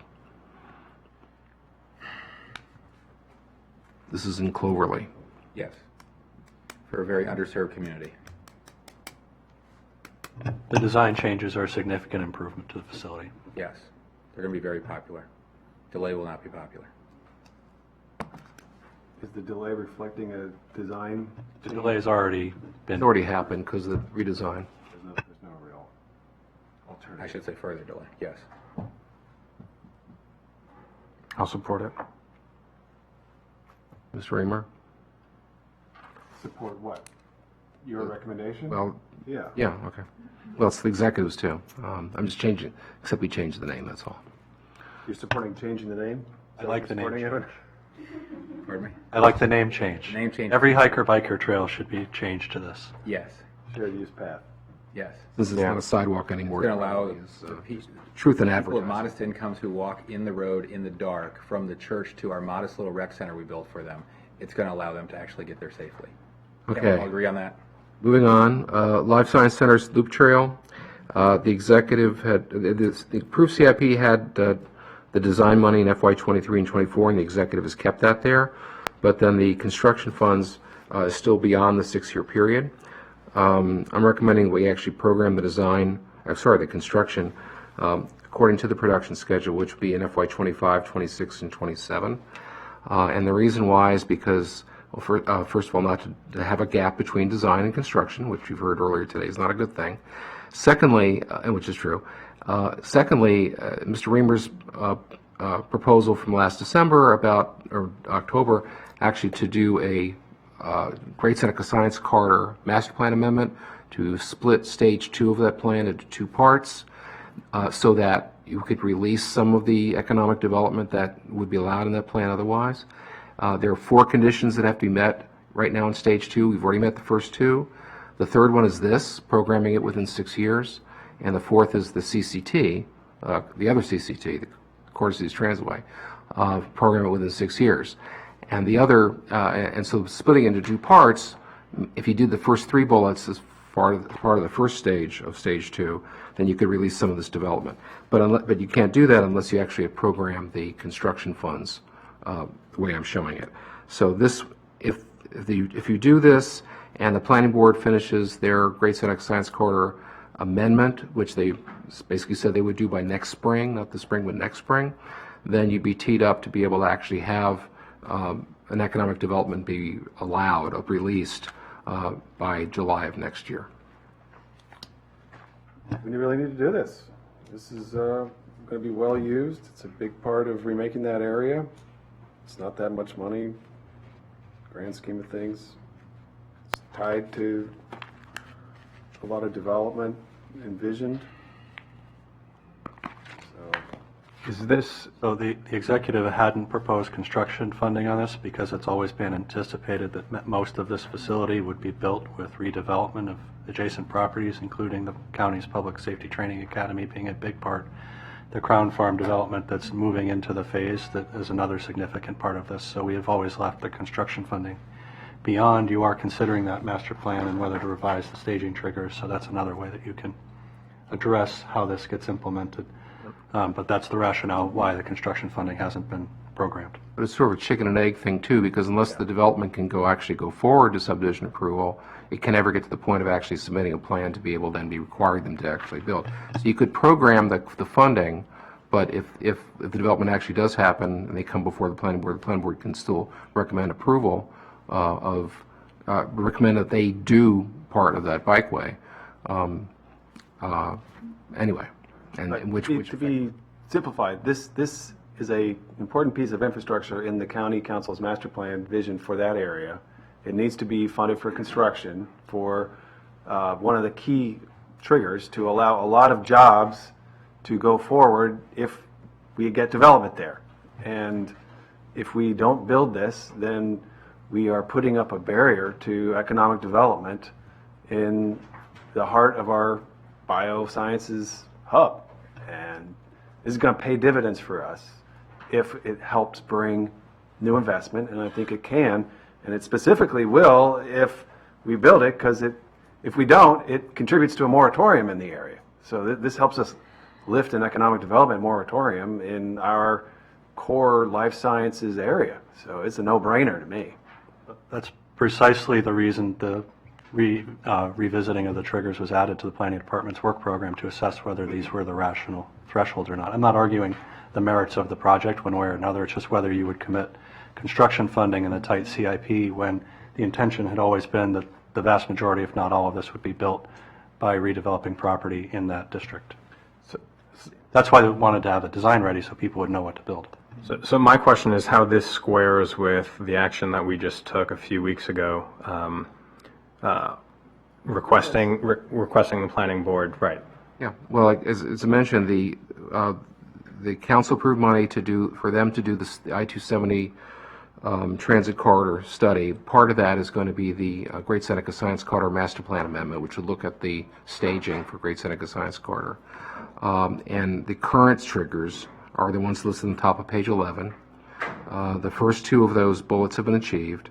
The third bullet is the project we're talking about, and the fourth one is the CCT. And Mr. Reamer's proposal was to split Phase 2 into two parts. 2A would be, you'd have to do the first three things, and Phase 2B would be the fourth thing.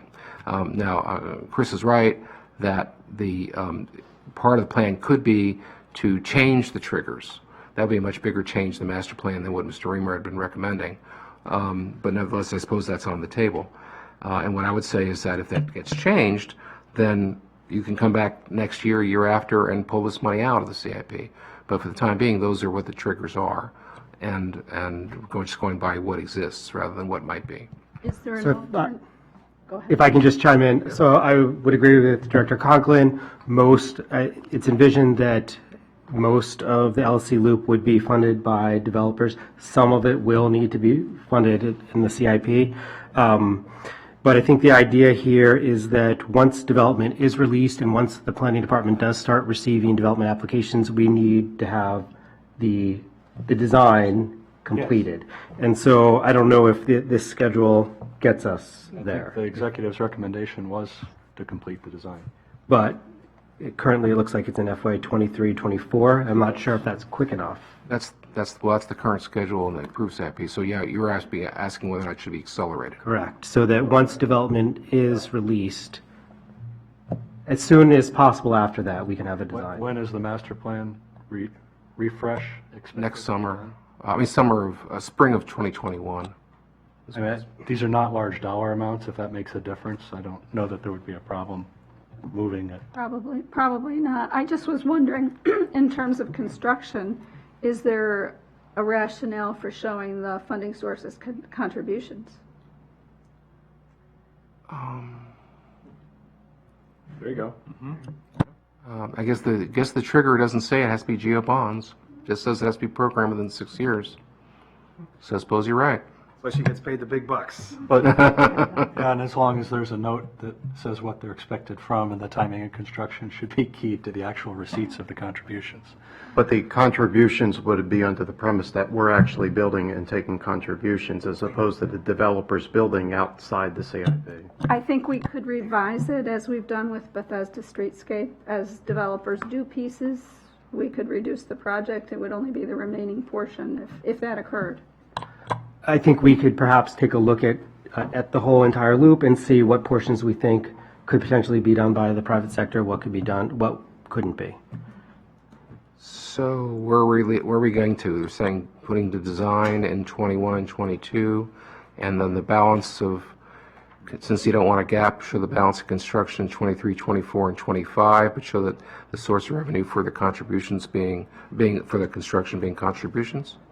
I think Is that's that- a logical approach. Is that what the table is saying? I think that's a logical approach. All right, is that something that you can go with? Repeat that for me? Okay, so if you look at the numbers on bottom of page 10, the $375,000 would be in FY21, and that would be with GO bonds.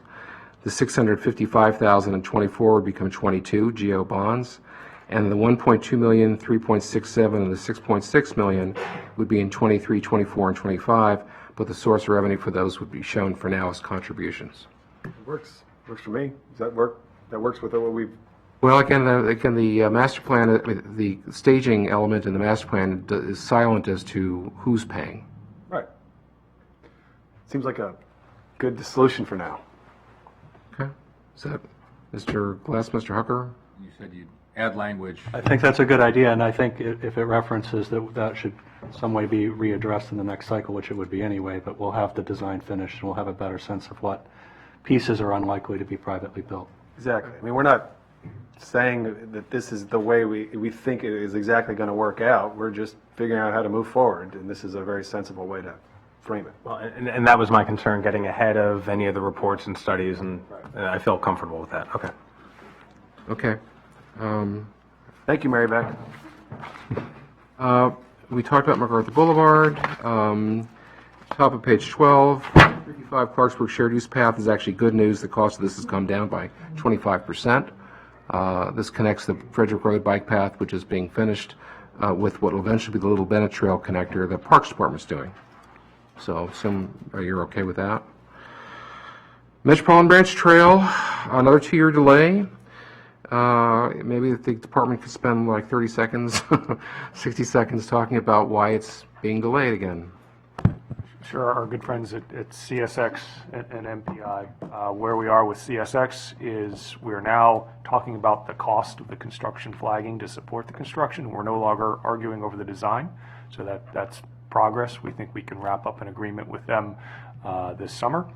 That would enable us to have them support the construction.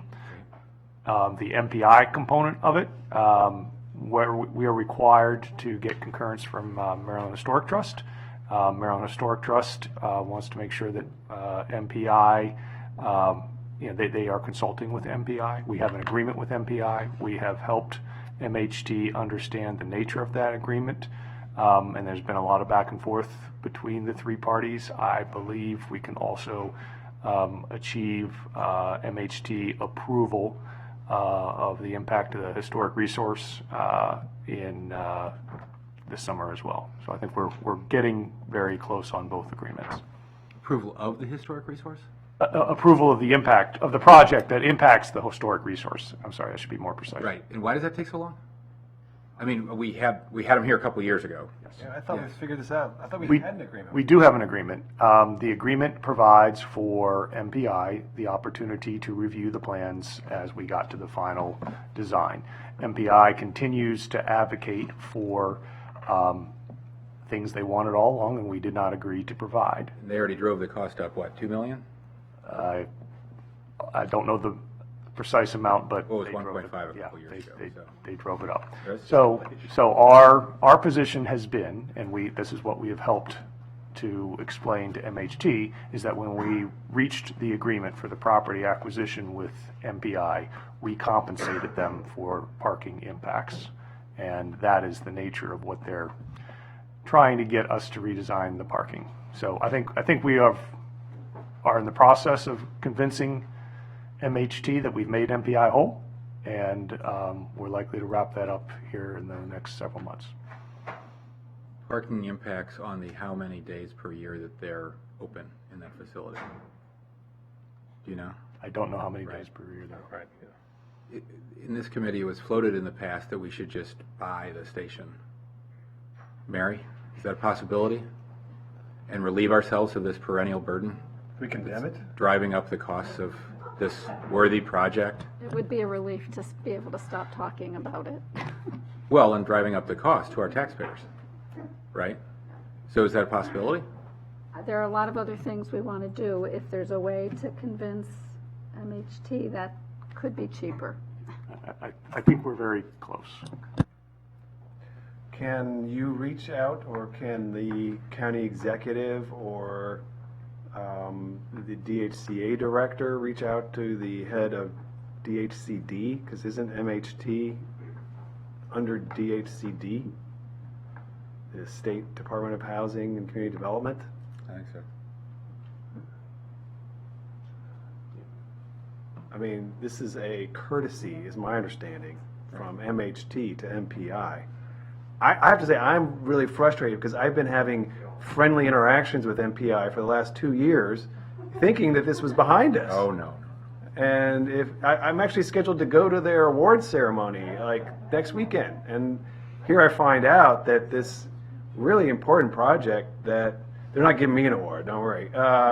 This really important project that this is a high priority, that they're still dilly-dallying over it, and it's really obnoxious. You're well preserved. But you do know about the increase in the cost due to the diversion of the trail, right? Yes. Right, through the parking lot and not over Right. the pad. Right, that was, Right. so if you bought it, you would save if you undiverted.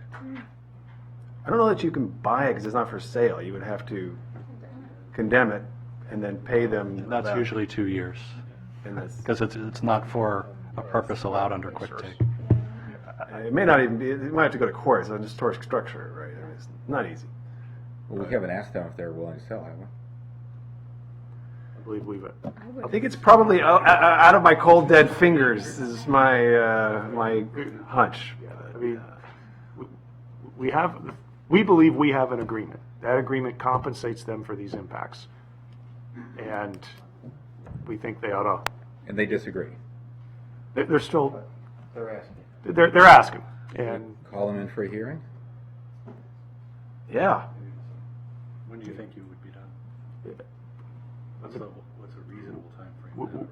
we're hoping that we get CSX and MHT approval in June. That's what, we've got Mota approval. So we've got, out of the 3 tough nuts to crack, we've got 2 left to do. We're almost there. I mean, it's a construction agreement now, not agreeing to the design with CSX. So that's normal course of business. We do that with them. We think we can wrap that up in June. And we're gunning to get the MHT so that we can work in. Can't we get started on the end that's closest to the college and just build our way towards it? We did already build portions. I guess I know we did up until King Street or something. And so what's left down there at Burlington is the tunnel, and that is subject to the CSX agreement that we're talking about. Okay. Let me just add real quick, whatever conversations you do have with MHT, include DHHS in those conversations, because Progress Place has also experienced its own difficulties with that adjacent property. Yes. And I remember Councilmember Irvin taking MP out of the woodshed, 7 years ago? Same issue. Didn't work. Didn't work, apparently. So anyway, I'm recommending approval of the executive's recommendation reluctantly. There's no much choice. Okay. Great.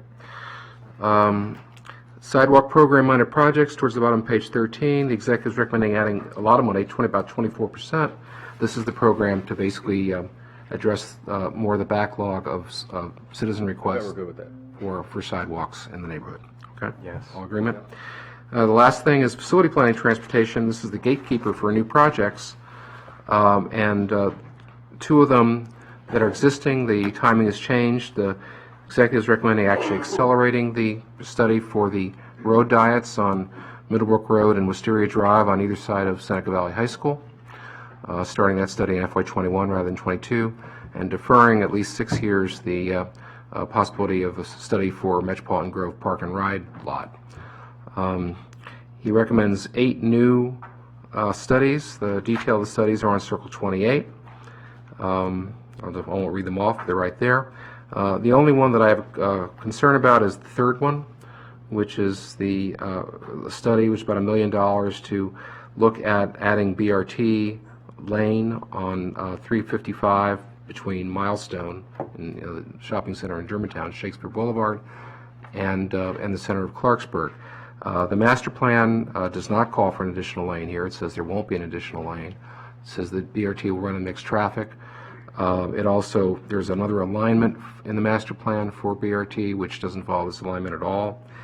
And thirdly, the county, the executive and council in the 2017 priorities letter, which you're going to be updating in the next couple weeks, both that one and the draft one has an ask for SHA to do a full-blown project planning study for this section of road, which is be much more comprehensive than anything we would do. So my recommendation is not to fund this study. And given that also that you're, in the earlier conversation, you wanted to add money to facility planning to do 7 locks and maybe Falls Road, and probably earlier in the 6-year period than not. That's all the more reason I recommend taking this money out. So the current configuration of that road is narrower than the master plan recommendation. So this plan, while one of the lanes might be used for BRT, is to look to increase 355 from the 2-lane configuration to the 6 or 4 called for in the master plan at different points in this. And to prepare a study that would make this suitable for inclusion is one of the Chapter 30 projects, which is the annual call in addition to the priorities letter for specific projects to advance from local planning and state design and construction. They have not funded projects out of that program given their financial position, but it seemed important to us to try to advance this project given the pressures on the up-county that this road isn't currently at the master plan configuration, and in the longer run to have BRT run on this. But the current recommendations for BRT are not on this corridor, they're on Ridge Road and Snowden Farm Parkway. What about Dr. Orland's sense that this is duplicative if the state's already doing this study in this corridor? We don't yet know what they're doing. We've heard that they are looking to start a study, but we don't know what it is. Could we ask them? We have asked and have not gotten answers. And the master plan only has 4 lanes up to south of the town center. It doesn't go all the way up to the town center. Then follows Roberts Tavern Drive over to Observation Drive. So it doesn't even get you to the middle of Clarksburg. So anyway. I mean, let's delete it. It's, trying to build Observation Drive. If we can get that done, it'd move BRT along a lot, right?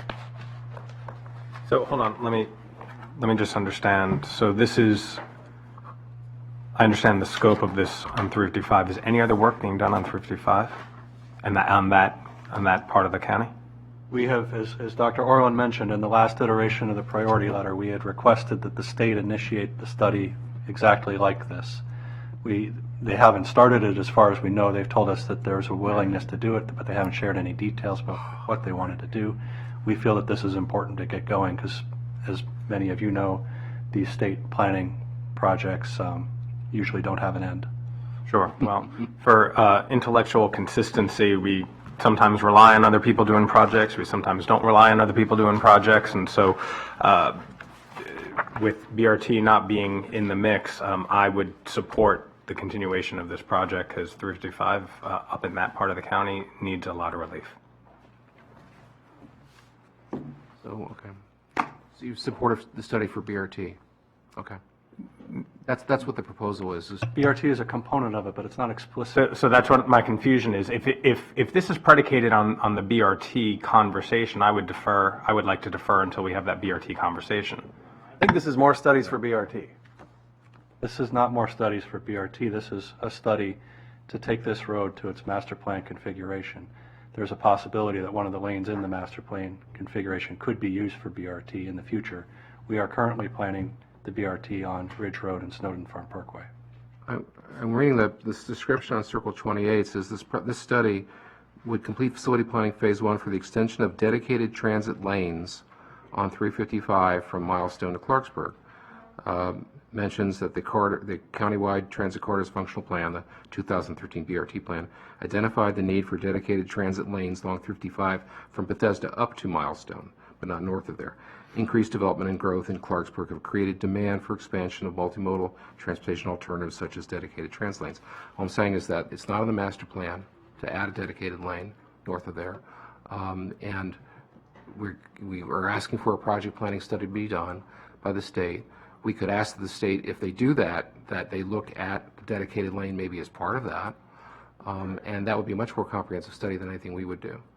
Again, this is the current road does not match the master plan configuration, so there's no additional transit lane. One of the lanes that's within the master plan configuration could be used as a transit lane. There's only 2 lanes north of Ridge Road. Currently, it's master planned as more than 4. Correct. But so this would study widening that section to 3 or 4 lanes? 4 lanes. But again, I think this wouldn't be as comprehensive as what the state would do when they're looking at widening the road, and we would want the state to do this.